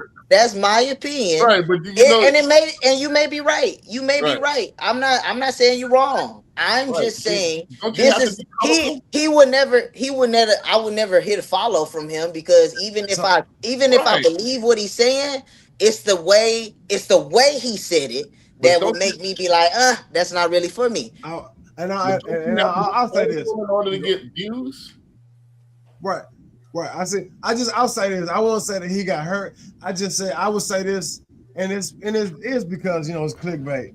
He probably wouldn't say that stuff offline to anybody, and really have masculine energy on his toes. But no, it's not. That's not what it's for. It's for clickbait. But he just don't seem like. And like I said, this is my perception. He don't seem like somebody that actually go in real life and talk to somebody and the way he would perceivably talk when he's online. Well, let me say this. Fake masculine energy. Let me say this. Like I started off, I got what he was trying to say. Sometimes you do have to isolate yourself Facts. We building, we getting to something. Yeah, that's part of the journey. Yeah, you got to isolate, but I'm not, you know, I don't want to read too much into his words. Like I said, I knew what he was trying to say, but nah, it's the energy. Kind of like Chef was saying, it's the energy that you bring. You know, if I need to cut you off, I'm gonna cut you off because you're negative. You're not a positive force in my life. That positive force can come from anywhere. It can come from the internet. It can come from family. It could come from your gal. It could come from anywhere. Somebody you don't know, like I'm saying. It just depends. So I treat each individual. If you stopping me from getting to my goal, or you got something negative to say,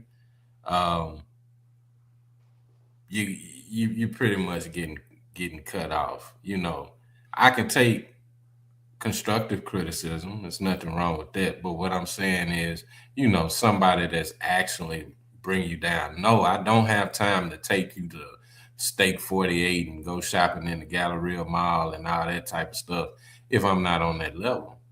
If that's what you're requesting of me, then yeah, I'm gonna probably have to cut you off because you're gonna hinder me from being able to invest my time and my money elsewhere. That's why we started off the podcast talking about how valuable time was. You're right about that. But what he said, you just got to take in moderation. Right. Well, don't forget it. Like Dunbar said, it's clickbait. The only reason I don't like that particular, because to me it's one of those it's almost like avoiding the truth. It's almost like something out of one of those the feminist talking points 101. Like, all right, so since I can't deal with the truth, oh, you've been hurt. Nah, this is an actual fact. He's coming from a matter of fact point of view. Of course, he was colorful with it because it's online. He's trying to get views, but don't look at the messenger itself. Don't try to assassinate the messenger's character. Look at the message. What he's saying is these people, even though we've been conditioned to think that we need these things, it's called addict for a reason. You're adding shit to yourself. I'm a sex addict. I'm a drug addict. I'm a comfort addict. Yeah. You don't necessarily need these things. The road to success is a lonely journey. And it's a masculine way he said it. Like, hey, you might have to, not necessarily saying you do, but you might have to go at it alone and get used to that. Because most of the time, that's the only way. Look at even the Michael story. Michael, his dad would tell him go one way, even though he had the family. Nah, everybody they would let's go with your brothers. Like, nah, I'm trying to go solo. Right. You know. Right. So even your family might, hey, nah, I got to go do my own thing. He fired his dad. I got to go do my own thing. Right. If he would have did that, would he have been the most celebrated artist ever? Or would he been one of the Jacksons? Sometimes you got to make those unpopular decisions.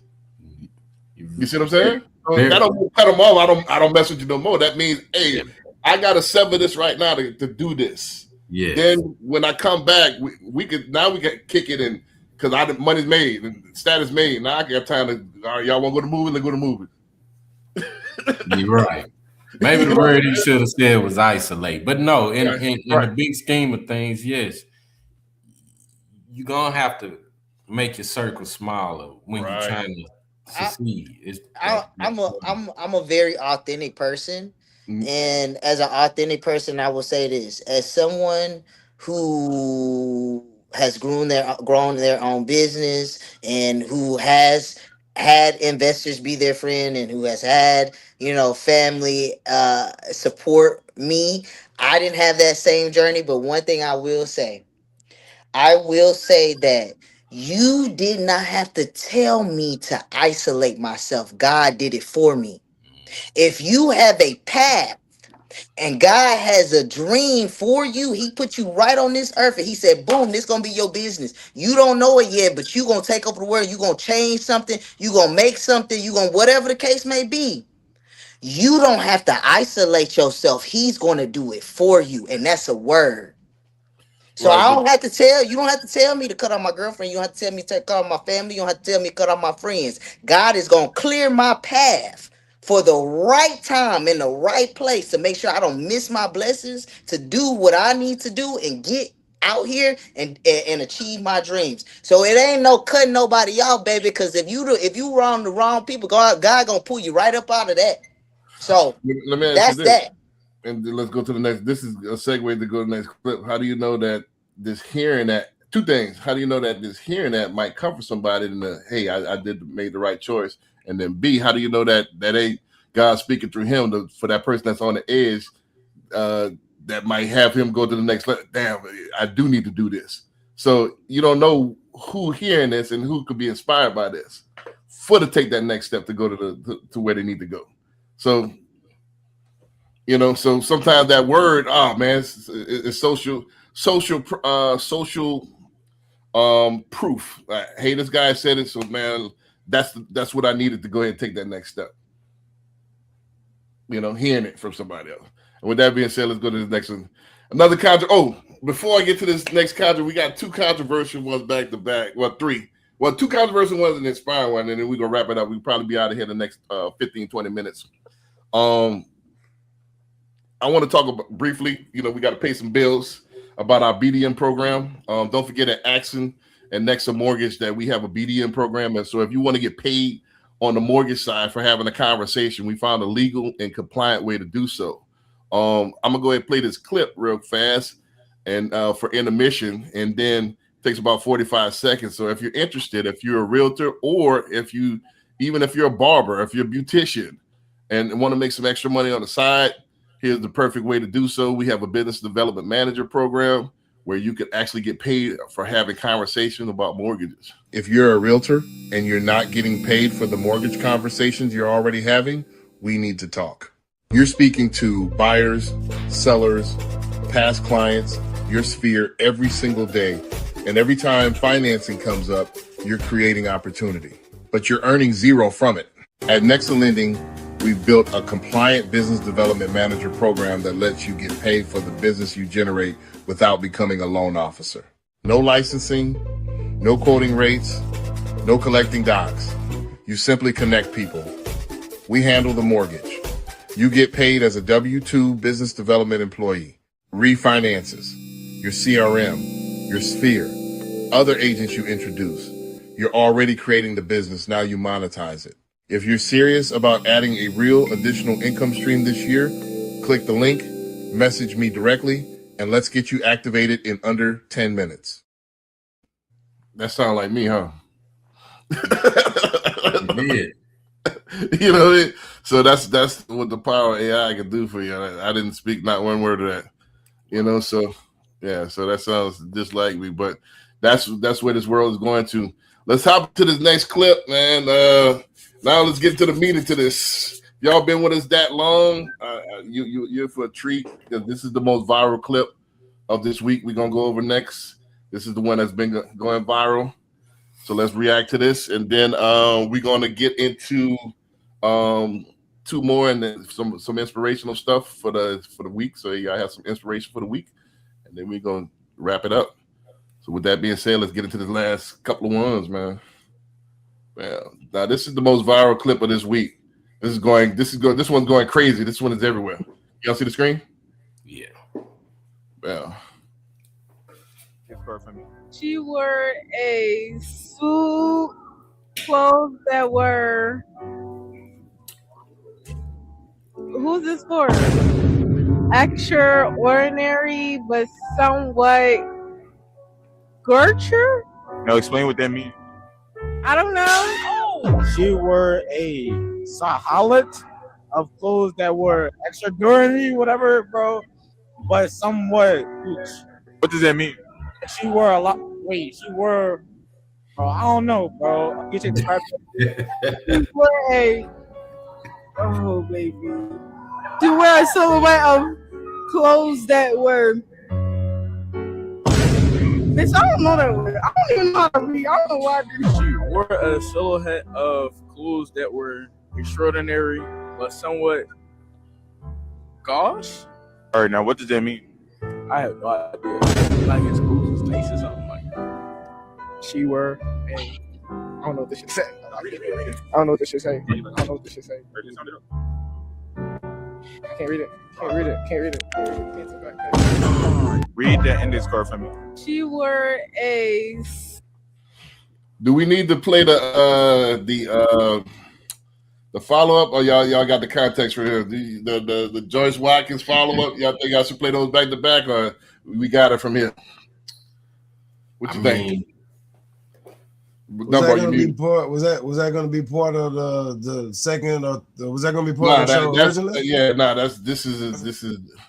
I think I don't know. I haven't seen the George follow up, but I mean, I guess I go first. I think, or was it not? It's on you, Dixon. No, I think it's me. But I just want to say this. So we don't have to play the clip. With the follow up is they try to suspend the young man who put out this actual video. And they trying to get him reinstated right now. So I don't know why, because I guess it's exposing that these are like juniors and seniors that can't read at 6th grade level. And this is, we all know this has been we've been to school. Half the football team couldn't read.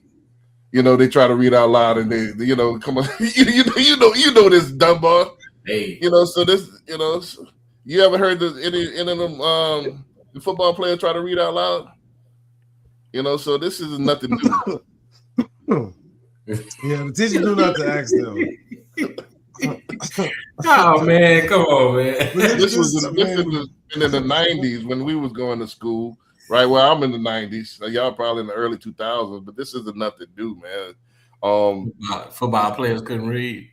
Well, this is what I've experienced. I've seen this with my own eyes. So this is nothing new. I've seen people can't read, and it's until this point it's cringe, and these are seniors, I've seen even people with college degrees can't read. The athletes they get passed through. And to be honest, in my 12th grade year, I didn't go to class at all. Luckily I was in Mensa, I didn't need to, but you know what I'm saying? But I played ball. We had a whole apartment back there in the back. We had an apartment, we had a big screen. I feel like it's much more prevalent nowadays. Right. But you are right. We had people also back in school. They couldn't read, but if you look at the kids nowadays, it's like it's even worse. Like they couldn't even the word right there, silhouette. Most of them couldn't get silhouette. They don't know what a silhouette is. It's not even in their vocabulary. But to me, that's a whole nother topic. It's something that's prevalent, but to me, there's a reason behind that, and again, it gets into politics, and I'm not gonna go there. I don't know if that's let's I don't want to get into the politics itself, the granular. But let's get into that. I disagree. Don't forget this is the power. It's definitely so. I just saw this clip today. The general education, public education, they just trying to build people to be factory workers. Correct. I mean, that was past presidents. That's what that's the Fords and all that. They wanted to make sure you get a good Ford employer that can work on your factory. We're gonna get them, and we're gonna get them, make sure they can be on time and make sure they know how to work. But that's really what they model the education behind, especially public education. Now, if you go, private or whatever the case may be, it's a little different. But that's what they were crafting. Well, let me just to finish my thought. Don't forget this is the power of ownership. So I'm always going to take it from the angle of ownership. I'm a product of public school. How did I test that genius levels? It's not. I know genes is part of the genes. However, how did I maximize those genes? Because I used to want to write. So I used to study thesauruses. I used to study vocabulary. I used to write. I used to practice my craft, even in elementary school. That's how I got cold. That's how I got intellectual. But it was the extracurricular stuff not with just what they gave me. So a lot of times people want the school to raise their kids. They put them at school, they park them in front of the iPad, they park them in front of the TV. And you're supposed to develop to be a good person out of osmosis. And if you got it, you got it. You don't, you don't. You know, now in sports, they'll put them in these little mini camps and stuff like that. All right, where's the mini camps for being a good human being and an intellectual? Why don't y'all take the time for that? Learning financial literacy, being a good human being, being intellectual. There ain't no money in that. You know, so we take the extra time for sports. We want to take the extra time for just the fundamentals. You know, I have taken it on myself. Nobody pushed me to do that. It's something I took interest in myself, and I happen to develop these skills. But a lot of people, they fall through the cracks if their parents are not pushing them. You know, teachers don't give a damn, and no, should they? Should the teachers? They should. You should take ownership of your own child. You created that child. If you want that child to be the best that they can be, you should take the initiative to be in their life and push them forward. And it's the parents' fault. It's not the school's fault. It's parents' fault. And I'll yield the floor for now. Some of it. I'm gonna speak on it. Let's hear it. Let's hear it. I'm gonna speak on it because it's not like I. First of all, it's not like I disagree with what you're saying because some of it is the parents, right? But it's a second part to that as well, and it is the school system. And the school system usually, you know, somewhat they comply with the state because of funding, right? So the kids, you do have to take ownership of your own child. You got to teach your own child. You want your child to grow, succeed. You cannot just depend on the school system today. That is so true. But at the same time, the reason you can't depend on the school system is because of the laws and the curriculum that the school system is instilling, and the curriculum that they're not instilling as well. That's why you have a lot of these kids that can't read. They pushing them through because of money. Is a reason. They're not just pushing them through because that's what they want to do out the kindness of their heart. They pushing them through because it's funding behind that.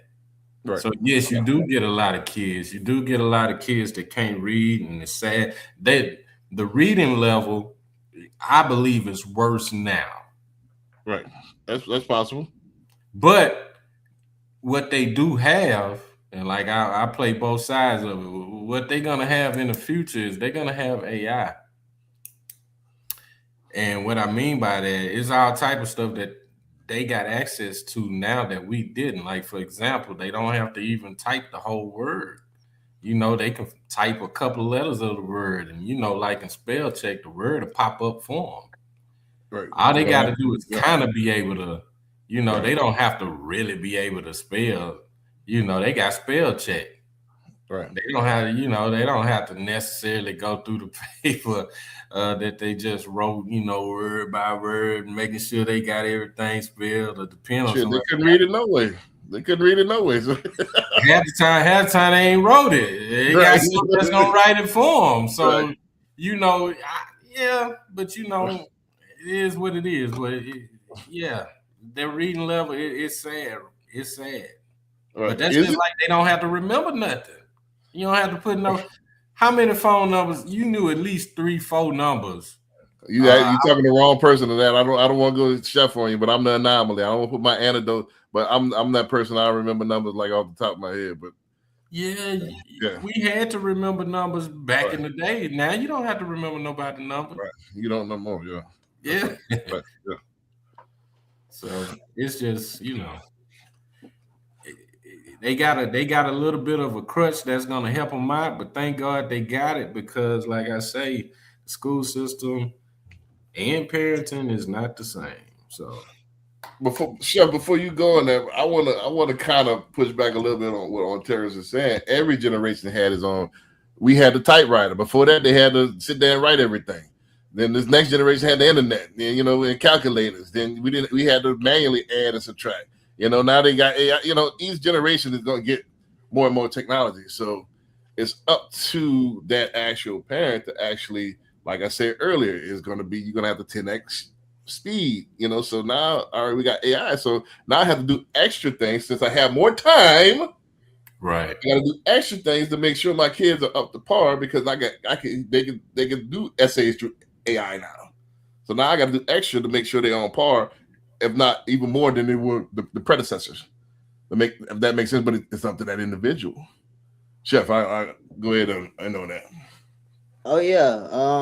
I mean, I would have to say, not sure exactly what the young man's specific intention was with the video, because I don't really get on social media like that to really hear the calamity around what's going on with him being trying to be expelled or anything. But what I will say is, in undergraduate, my first focus was on journalism, hence aka communications.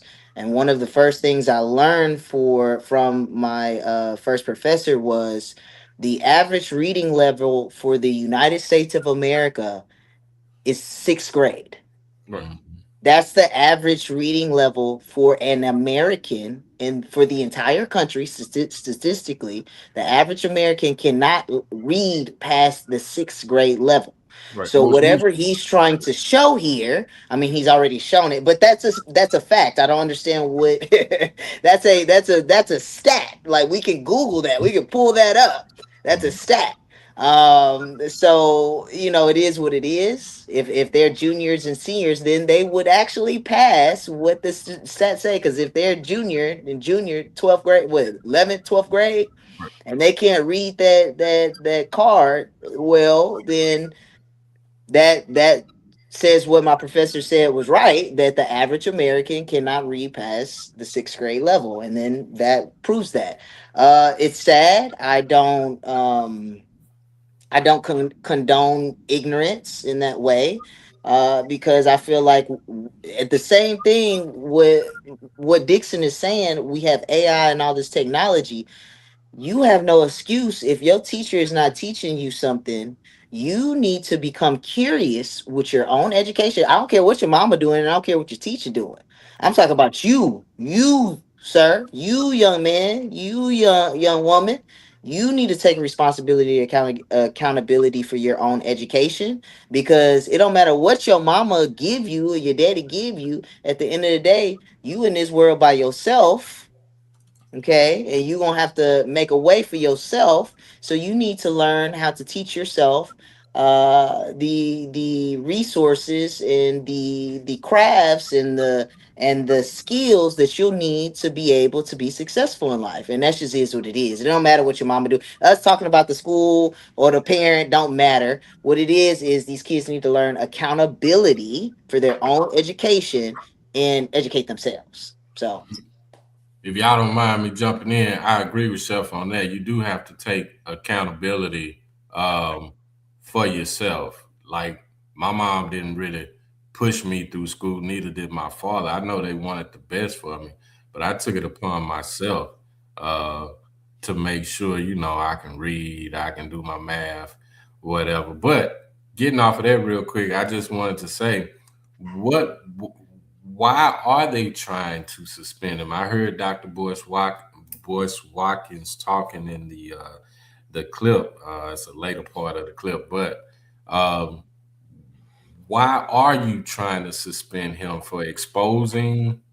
Yeah, exposing the system or something to that effect. I don't know the stats. Right, exposing the stats that are already out there. I think he's already been expelled. They're trying to get him reinstated.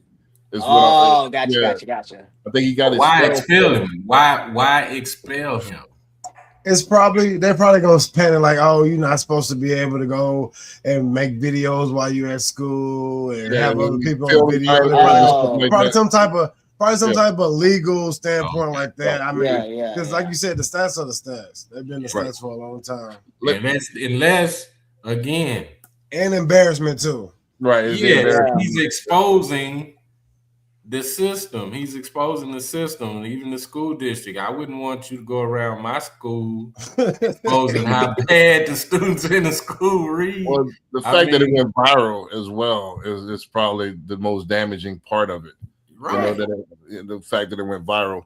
I mean, let me say this to kind of add, to give a little bit of pushback. How does somebody, they learn to be responsible from the parents as well? So if you never learn responsibility and never learn how to handle your business and never learn how to take initiative, where are you going to get this from? It's going to drop out of the sky.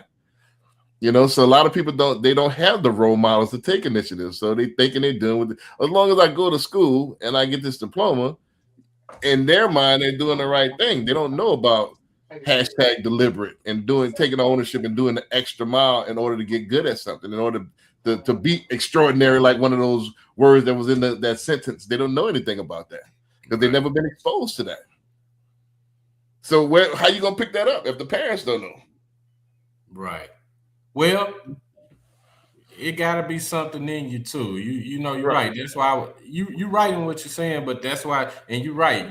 They have to teach their kids responsibility, even if they're not teaching them to read and write. I'm gonna say that you got to teach them to be accountable. You got to teach them responsibility. How they gonna learn that? How they gonna learn how to be accountable? They don't know that. They haven't seen it. If you're not responsible, if you're not healthy, if you're not accountable, how they gonna pick it up?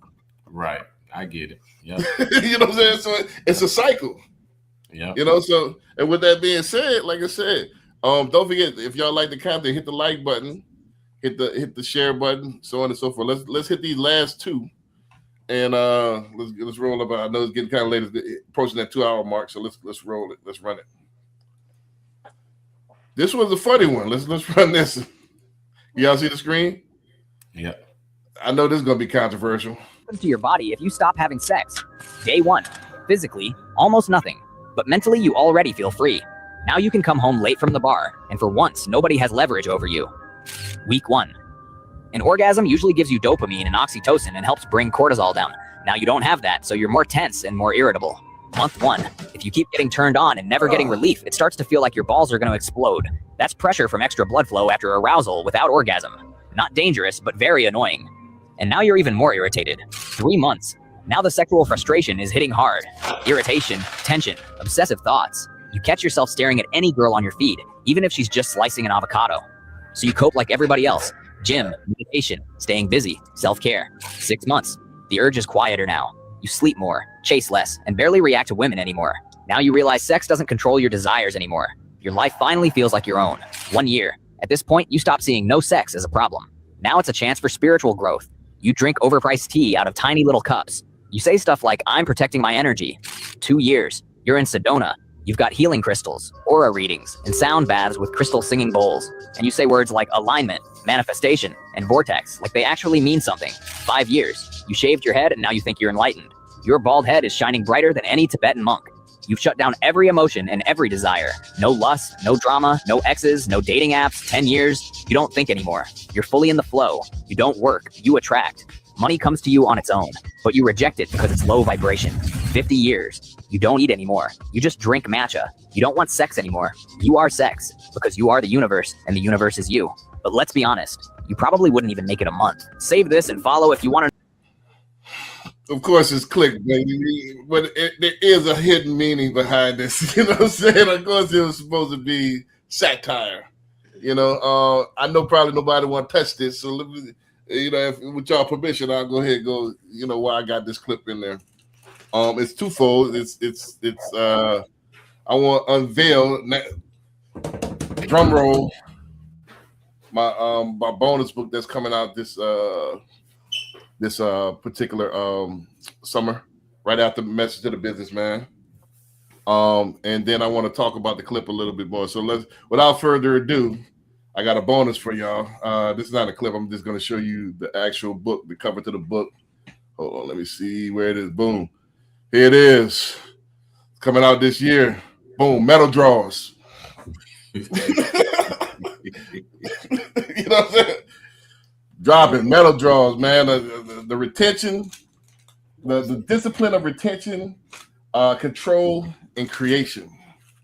Man. Well, this is gonna be fire. You know what I'm saying? Metal draws.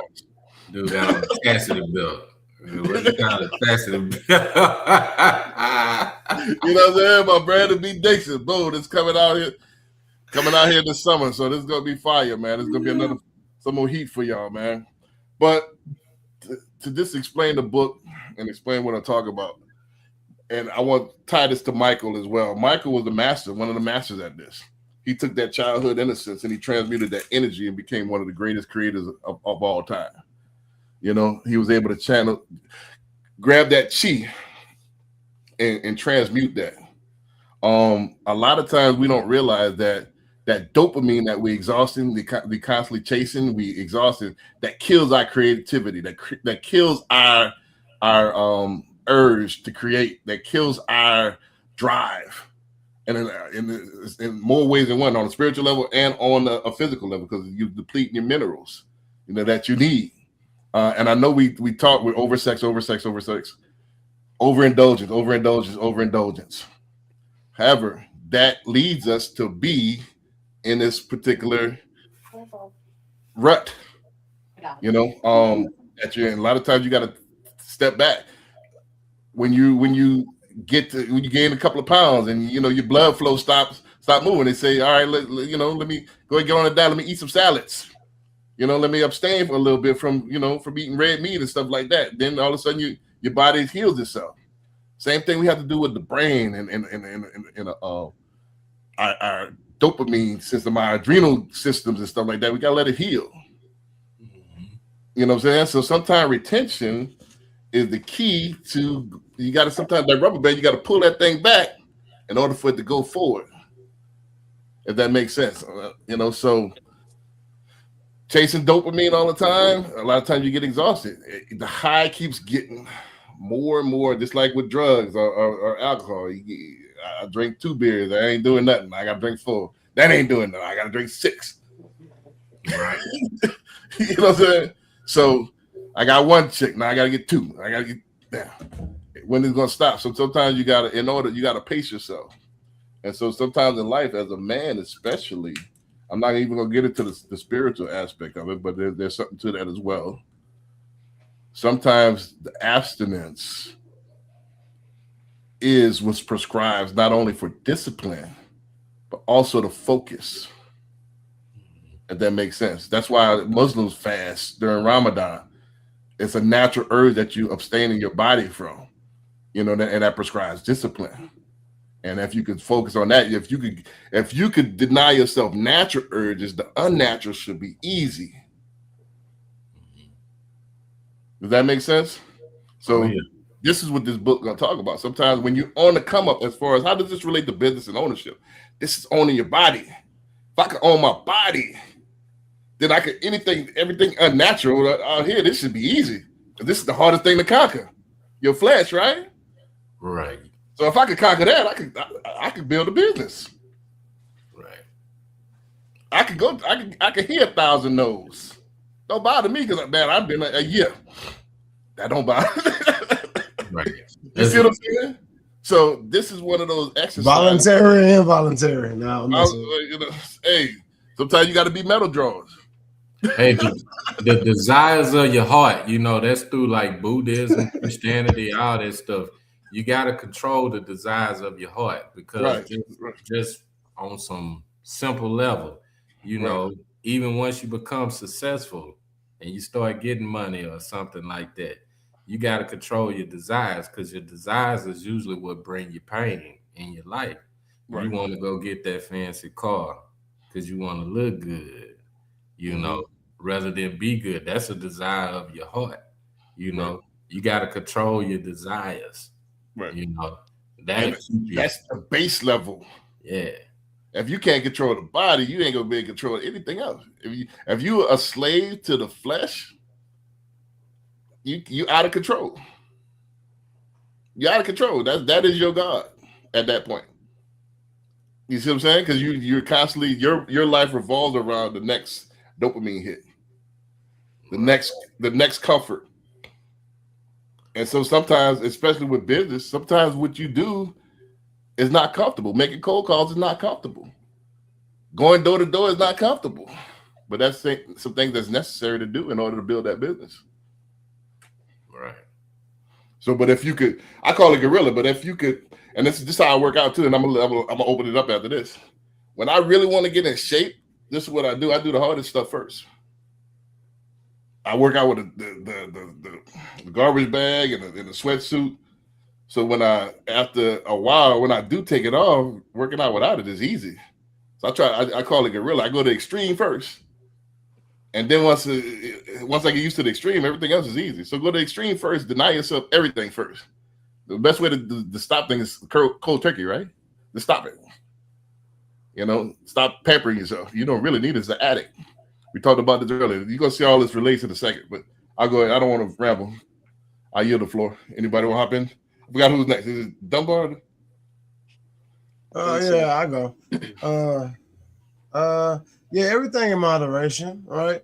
You don't wanna have too much of X and not enough of Y, or not enough A and not enough B.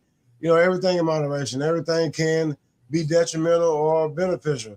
I mean, depending on how you use it and what you're using it for. As far as like the video clip itself, I think that was just a plug-in for that book.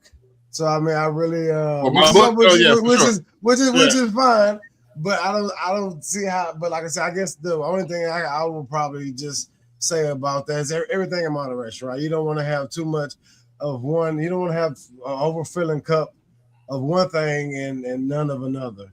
So I mean, everything in moderation and controlling yourself is being able to do things that you might like or you might seem or think pleasurable in moderation, and have a goal in mind and not being able to have that pleasure ruin, the main goal. Right. But you don't think this relates to the whole overarching conversation? I mean, I think the overall we went from a couple different spots. I mean, you gotta have discipline. I mean, but I don't think that was the overarching theme of the day. I thought the overarching theme of the day is what you need to do to make sure that you are positive. Discipline is one of them. So I guess it does tie in. But like I said, the biggest tie in was metal. Was it steel draw or metal draw? You should put Superman on that bad boy too. But no, yeah, I mean, yeah, everything in moderation. You can't have everything you want, especially if it's not going to be 100% beneficial to what you think you need or what your purpose is. So, well, I'm gonna tie it all in at the end of this. Go ahead, Brett. It's Chef on this, Brett, because y'all switch spots. Well, okay, go ahead. Whatever y'all want to do. You want me to chime in? Yeah, I think you last, Chef. Go ahead and knock it out, please. Oh yeah. So honestly, the video is clickbait, but it has some gems in there, right? As someone myself who studies the Kabbalah, to get where I am now, I did abstain from sex for a little over a year, actually, as well as from alcohol or drugs. I've done my own fasting for certain periods of my life. I'll actually say this: that video where the kid where I was talking about it was hurt. This kind of is in line with that in the way and what Brandon was talking about when he was like, well, I'm not sure, but it goes to what I was saying around what the young man was saying. The kid was, there's a time and place for everything, right? There's a time and place for everything. If you're focused on building your business, guess what? Abstaining from sex is probably a really good thing. If you intentionally say, hey, you know what? I'm going to stop dating for 6 months. I'm going to drop the girls that I'm talking to, because at the end of the day, I got to buy them drinks, then I got to buy them food, I got to buy this, when I really need to take that money that I'm earning to reinvest in whatever business endeavor that I'm going into, then I need to abstain from sex. It makes it easier for me to not want to take a woman out if I'm already abstaining from sex. Well, at least that was my logic, right? There's healing in there. Just like you said, if your cortisol is up and you're eating meat and you're drinking alcohol and you're doing all this and your blood pressure's up, you have to abstain so that your body heals in the same way it was sex, right? And there will be another season Where then, yes, you got your girlfriend, you got your business, you got your this, you got your that. You know, you're in that season where then you can enjoy the provisions that God puts in your life. But until you what you say, sow in that seed and you work that farm, you work that seed after you planted it, right? And you grow it, then you're not able to take part of those provisions because nothing is being harvested yet. Right. You can't have watermelons all season, You all can't year have round. watermelons all season. All year round, should I say? You know, there's a time and a place for everything, especially when it comes to the natural flow of things. And Right. this is the problem. In America, we've been conditioned to have all pleasure all the time, all comfort all the time. And if I'm not comfortable, if I'm not this, then my Something's life isn't wrong. going. Yeah, life isn't going right. And Yeah. back, and it's a season. Everything is seasonal. We got to be okay with, and that's what I took with the clip from the young guy earlier. He said, hey, for the time being, it's not permanently. Not permanent, don't have a girlfriend ever. Not permanent, don't cut your day ones off. Not permanent, it's for this season while I'm planting this seed, I got to focus on this. And it's okay. I'm okay with that. It's okay not to, I don't have to be in the club chasing women. I don't have to be in the club partying with y'all. I got a season where I got to isolate myself, like Britt said earlier. And that's all part of the healing process. Don't forget, when you abstain from stuff, your body naturally heals itself. And it's on a spiritual level as well. It's on the emotional level as well. Because don't forget, sex is one of the most powerful energies. So you're emotionally healing and you're spiritually healing because you're not interfacing with anybody. You're giving your body, you get a chance to know yourself and focus on yourself during that period. So this is powerful stuff, So in the book, I'm gonna go into all of this stuff. I'm gonna go into a lot of things. I'm gonna go into Mike a little bit too. How Mike transmuted that energy. So it's all about taking that energy, and that's when you're in line, when you're in tune. And I know y'all went over the last parties. Like, man, after 50 years, he was exaggerating. After 50 years, you are the universe. You don't need money anymore. You are money. Money just come to you. That's a fact. Because you have a chance to emotionally and psychologically heal. And now I understand I can control my thoughts. And this is what I want to say, and I'll yield the floor. People say the old cliche, out of sight, out of mind. It's actually the opposite. Out of mind, out of sight.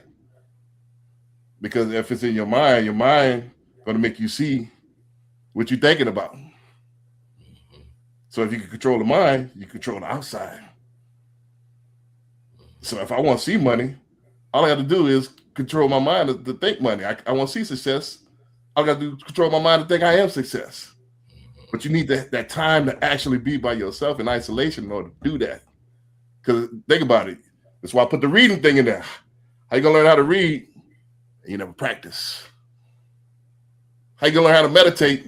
You never practice. You don't know how to control your mind. You don't know how to control thoughts.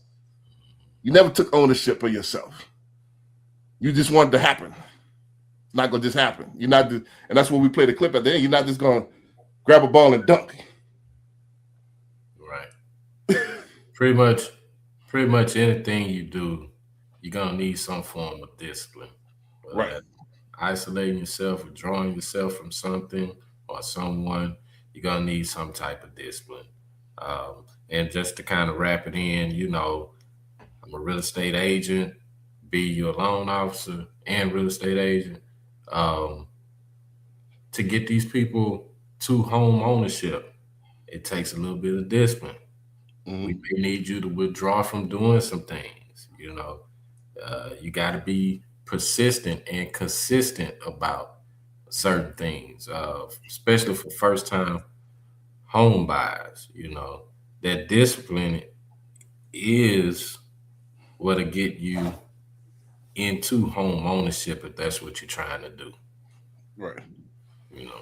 So. With that being said, y'all want to add anything up before the last clip of the night, man? Let's go and wrap it up with this last one. Last clip. Anybody want to add to the But don't forget metal drawers. It stores on Amazon. this summer, man, it's gonna be a banger, man. It's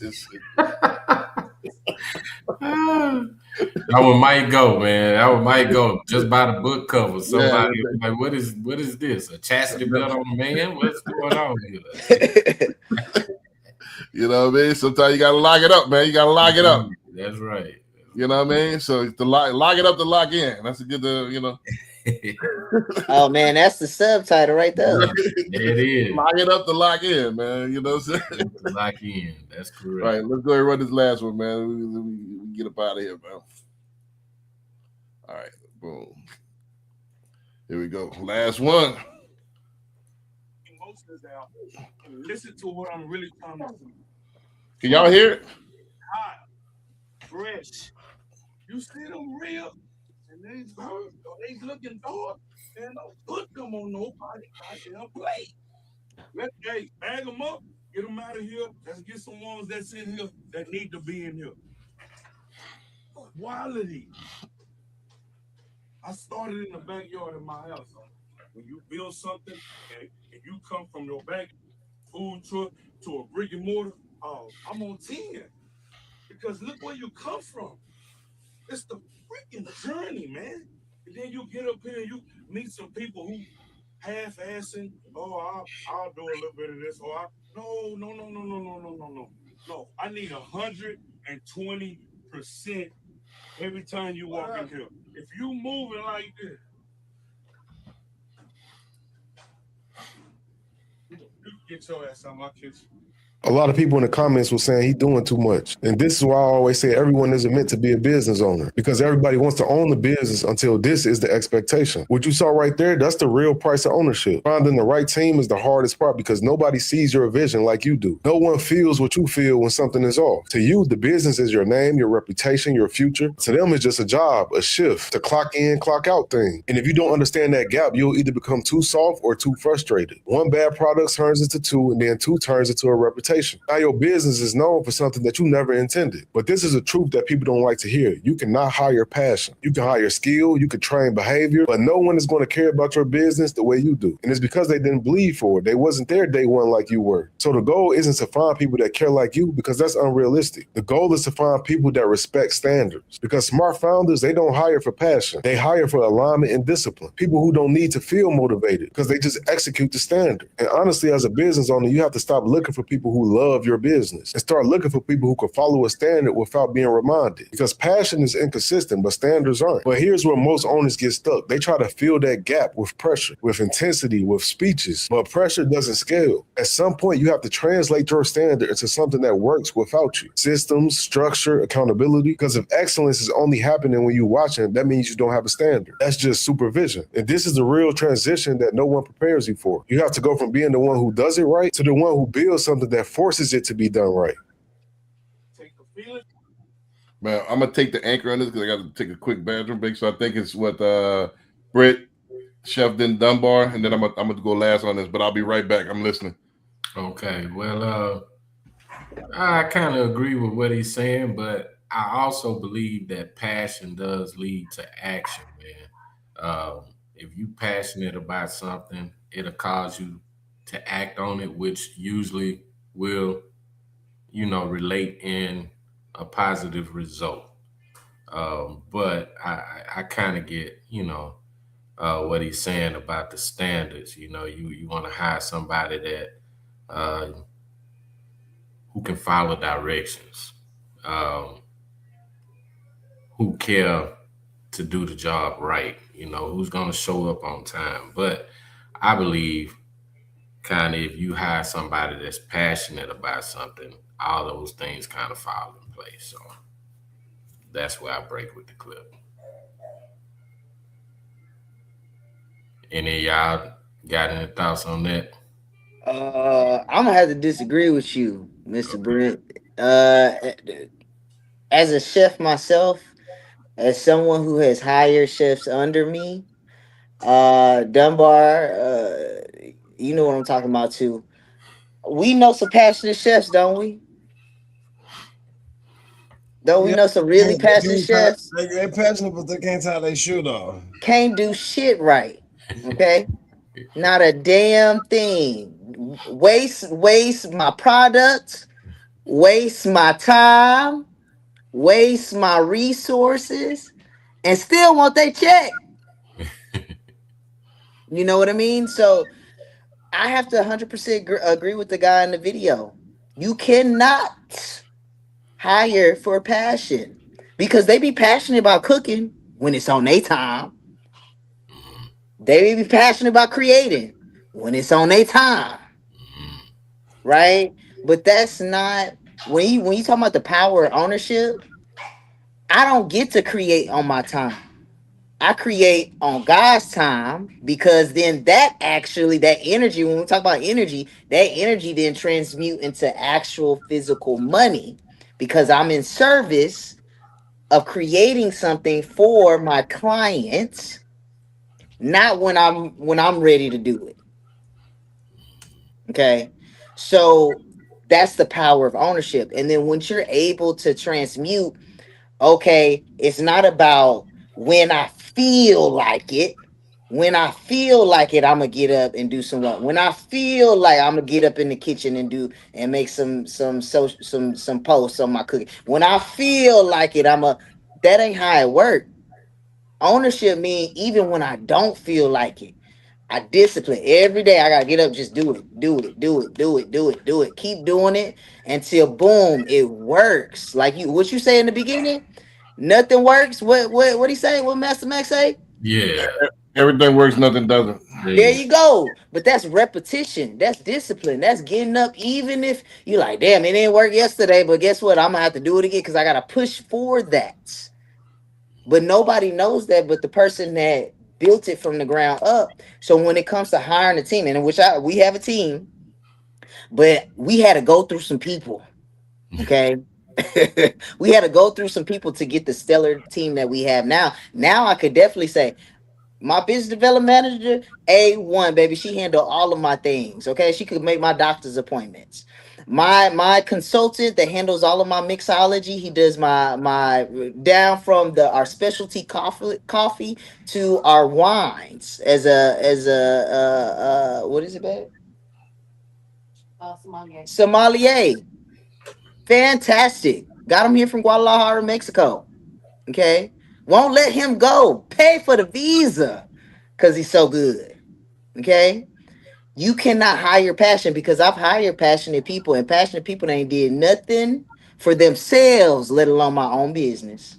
It's hard to get them. Passionate people go without taking showers and be sitting in your business room, business meeting with your clients. Okay. I know passionate people. Passionate people don't mean a hill of beans to me.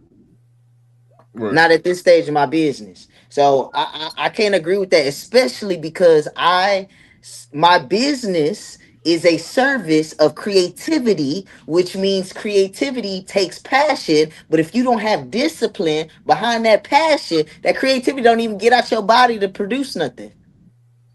Well, I'm gonna push back again against that a little bit. You know, I get what you're saying, and I don't think you're wrong in what you're saying. I don't think the guy in the video was wrong in what he's saying.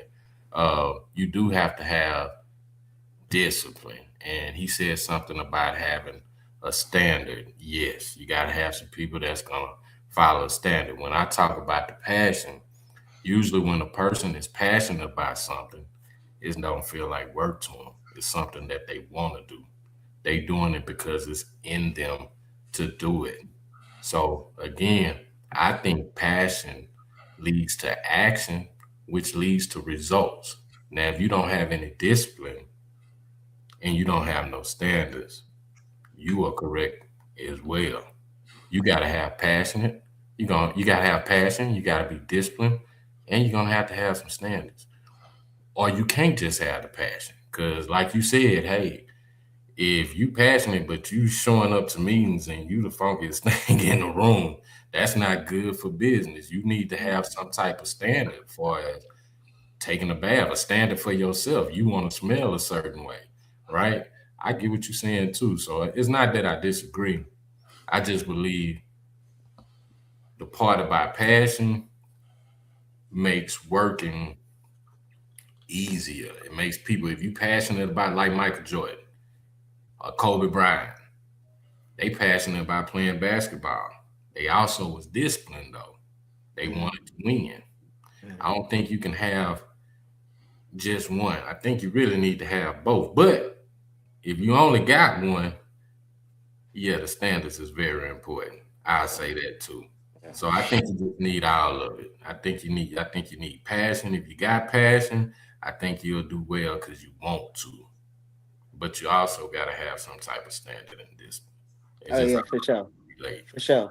I do have a question though for you. How do you hire somebody walk into your office and they say, Mr. Brick, give me a job? And you could tell he passionate about real estate, right? He could tell you all the things about why he can drive for dollars or so on and so forth, right? But what time in that conversation during that interview are you able to make a decision on if you should give that person a job or not? Because the only thing you see in that room right then and there in that 60 minutes is that passion. How do you learn how to move past that passion to decide on if you should hire that person or not? well, again, one part of it is passion. You can show me the passion. Okay. But the other side to that is you have to have morals and standards because you could be passionate about something. I could bring you into my business. You could say, hey, I like real estate, blah, blah, blah, blah, blah. You know, the first thing I'm going to start questioning really is your ethics. Okay. So I'm not going to just go off your passion. You can have, like you said, you can have passion all day long, but you got to have some standards, some morals. What I'm a judge and that comes when I get past the passion is what is your ethics? Because if you do bad business, me and B, we was just talking about this maybe a week or two ago. If you want to get a house, I'm glad you're passionate about getting a house. But guess what? I'm not finna do anything illegal to get you a house. You know what I'm saying? You can't be on my team if you're willing to do something illegal. Cut no corners. Didn't we just talk about that, B? Right. Maybe a week ago. Right. Same thing. So that's why I keep saying it's a little. I don't disagree with you. Yeah. It's a little bit of all Both. Yeah. Yeah. But did everybody go yet? Dumbo, did you go? 'Cause I want to anchor it. No, I haven't went yet. You want to go? I want to anchor it. Yeah, I don't. I mean, like I said, I think my experience with at least the co-foundment of me and Chef's business is definitely kind of what he already said. And I'm a realtor too, so we have to have ethics. You know, it's the most litigious job I think there is. You can get sued for anything. You know, I mean, to be honest, y'all done already hit my two businesses. So I think, Dixon, I think I'm gonna yield it to you, buddy. All right, so let me sum it up real quickly. I think everybody missed it. I see y'all hitting around it, but I think let's start off with the definition of passion. Passion means to suffer. You know, look at the etymology of the word passion. That means to suffer, right? How much are you willing to suffer? How much are you willing to sacrifice? Now you're gonna start to see how it ties into the rest of this.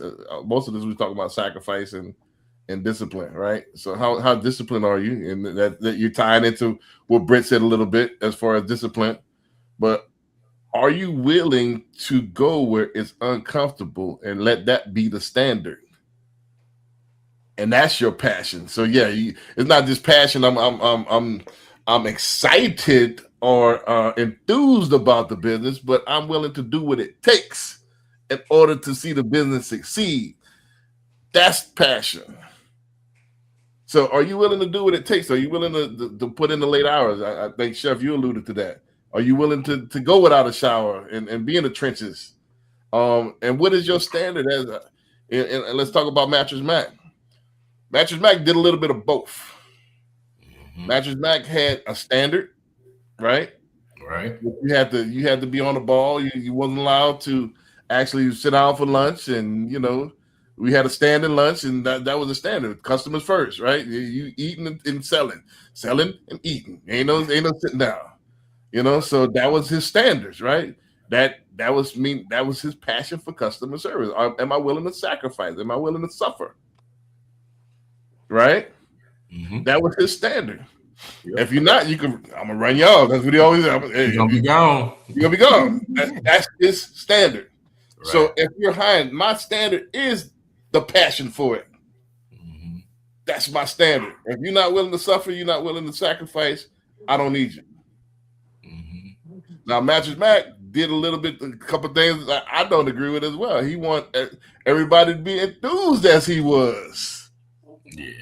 And I think that's what y'all confused about passion. Everybody's not excited about furniture. I'm a little bit of a furniture snob now, but at the time, like, all right, a couch is a couch, and but he's seen it as more than a couch. This is part of the memories and all. And as I started working there long and long, I started to buy into the doctrine. But but that was after a while. When you first get in there, you don't see all of these things, and that's right. what. I think that's where business owners get it confused. You, the visionary, employee's not going to see that. Correct. You see? So Correct. that's not. You never think somebody's going to be the same as you. I had to learn that in my 20s. That's what people think. You want that person to see it like you do. You're never going to see it like that. Now, eventually, I see it, and I still don't see it because that's not. I didn't make billions of dollars off of furniture.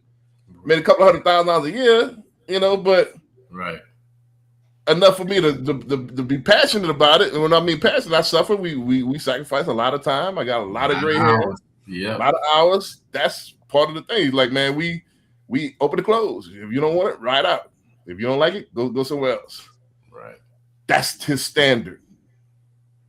It was a high standard. It was a high standard. That's his high standards. That's your passion. You're willing to suffer and you're willing to sacrifice. Now, what he was talking about in the clip, hey, if you want moving around, that's his fault.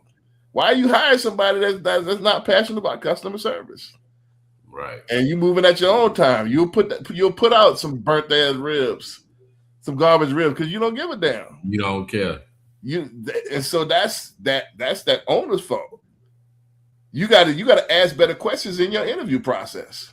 Correct. Would you, if you got to put them in scenarios? All right, you got these ribs that's a little bit of brown, and you got X amount of orders. Would you serve the customer this? And put them in a scenario where you try to trip them up, and like you said, the ethics. That's the ethics that you, not just criminal, but ethics as far as how would you do a customer? You gonna give them this burnt food? Or you gonna go extra? You gonna be willing to suffer to get it right? Right. We'll make it again. Yeah. To make it right. Right. Absolutely. I had to say, I mean, our interviews 5 rounds. We got 5 rounds of interviews at this point. Right. You gotta cover that core of that person, and you gotta set the actual pace. Because don't forget, your business is not going to outgrow you. You see what I'm saying? So if you're the leader and you're in and out and you're moving around slow, how are they going to move around fast? This is what we talked about with the reading. If you barely could read and you didn't put in anything extra, you don't. How you expect kids to be Shakespeare? How that's going to happen? You see? Right. Yeah. See how all this relates? It's all about you. What are you willing to put in there? What are you willing to sacrifice? What are you willing to be passionate about? What are you willing to actually, what we talked about with the FHA?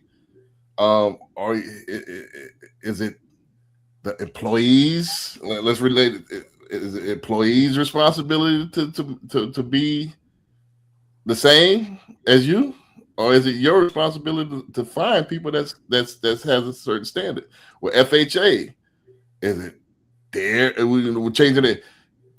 Do they have to? Are they entitled to get this new loan, or is it unlocking avenues for people that handle their business? It's kind of it's the same thing. You got to be, as a business owner, you got to unlock stuff for people that's responsible. Does that make sense? Yep. So final thoughts. Let's wrap it up, man. I know, we had 2.5, so we usually try to keep it under about 2. So any final thoughts? Let's go last round. Y'all introduce yourself. Outro yourself and tell them where they can find you.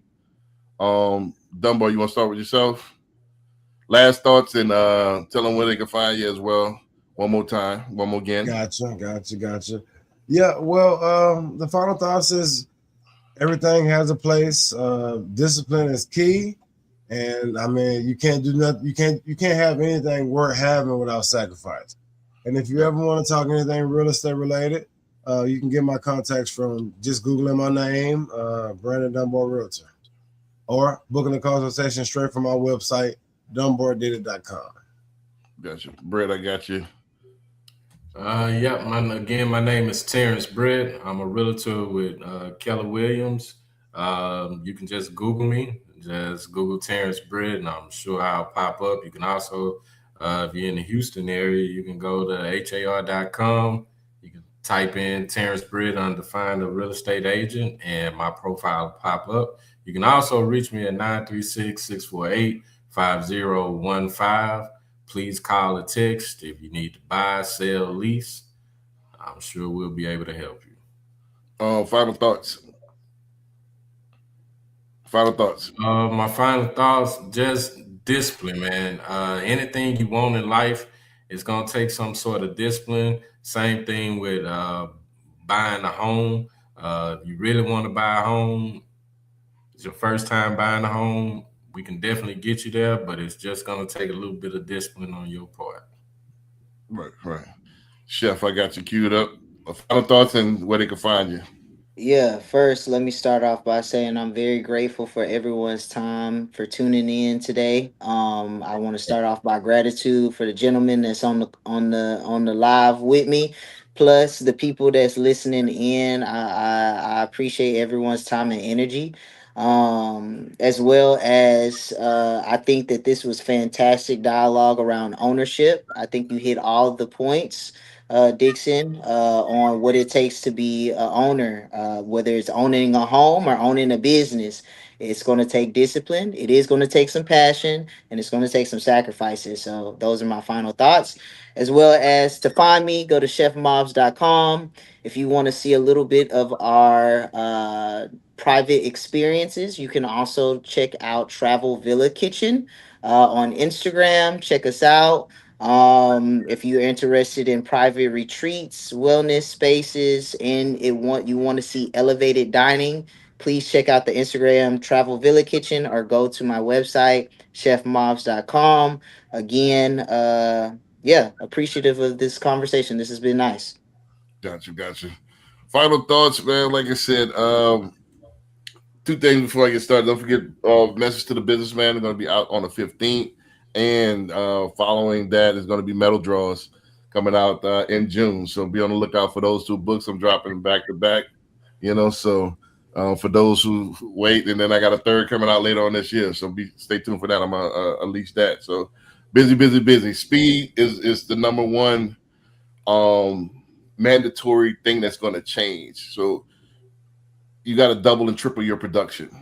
Instead of dropping a book a year, now you got to drop 3 because you got. Before I used to have to send my manuscript to an editor. Used to take a week or 2, edit it, then send it back. Now I can send it through chat, and it'll be edited, and I can do that in a matter of a couple of seconds. So, with that being said, now I can get more productive. So, and that's going to be the standard. If you're passionate about something, which means you're willing to suffer, why not try to be the best at it? Why not? While you have breath in your lungs, go all out. If you're gonna shoot at something, why not kill it?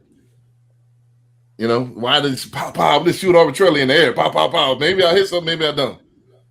Nah. If I'm gonna shoot at a target, I'm gonna hit it, and I'm gonna do everything in my breath to do so. So that's how you gotta approach life. You gotta approach life #deliberate. And this is the end of the clip that we play as our outro. This is a clip, kid, and I wish I would have did this as a kid. He started out trying to dunk, and eventually he did what it takes. He did all these different things, and at the end of the day, he finally reached his goal. We used to think, eventually I get there. When I grow a little bit, I'm gonna start dunking, and I never did anything extra to get there. And I didn't start dunking until I was in college. What if I'd have took it and made an effort? I probably would have been dunking in middle school.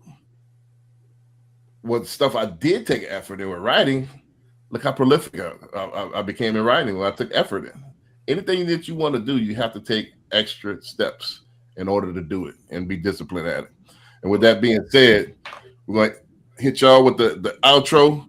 I appreciate y'all coming through, Chef and Terrence, man. I definitely appreciate that while David was off, man. Don't be a stranger, man. Anytime you want to stop by, we every Monday at 9 o'clock.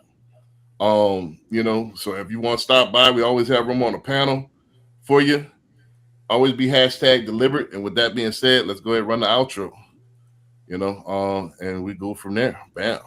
We'll see y'all next week. If I can get the outro to play, give me 1 second. I don't know what's going on. Oh, here we go. I see.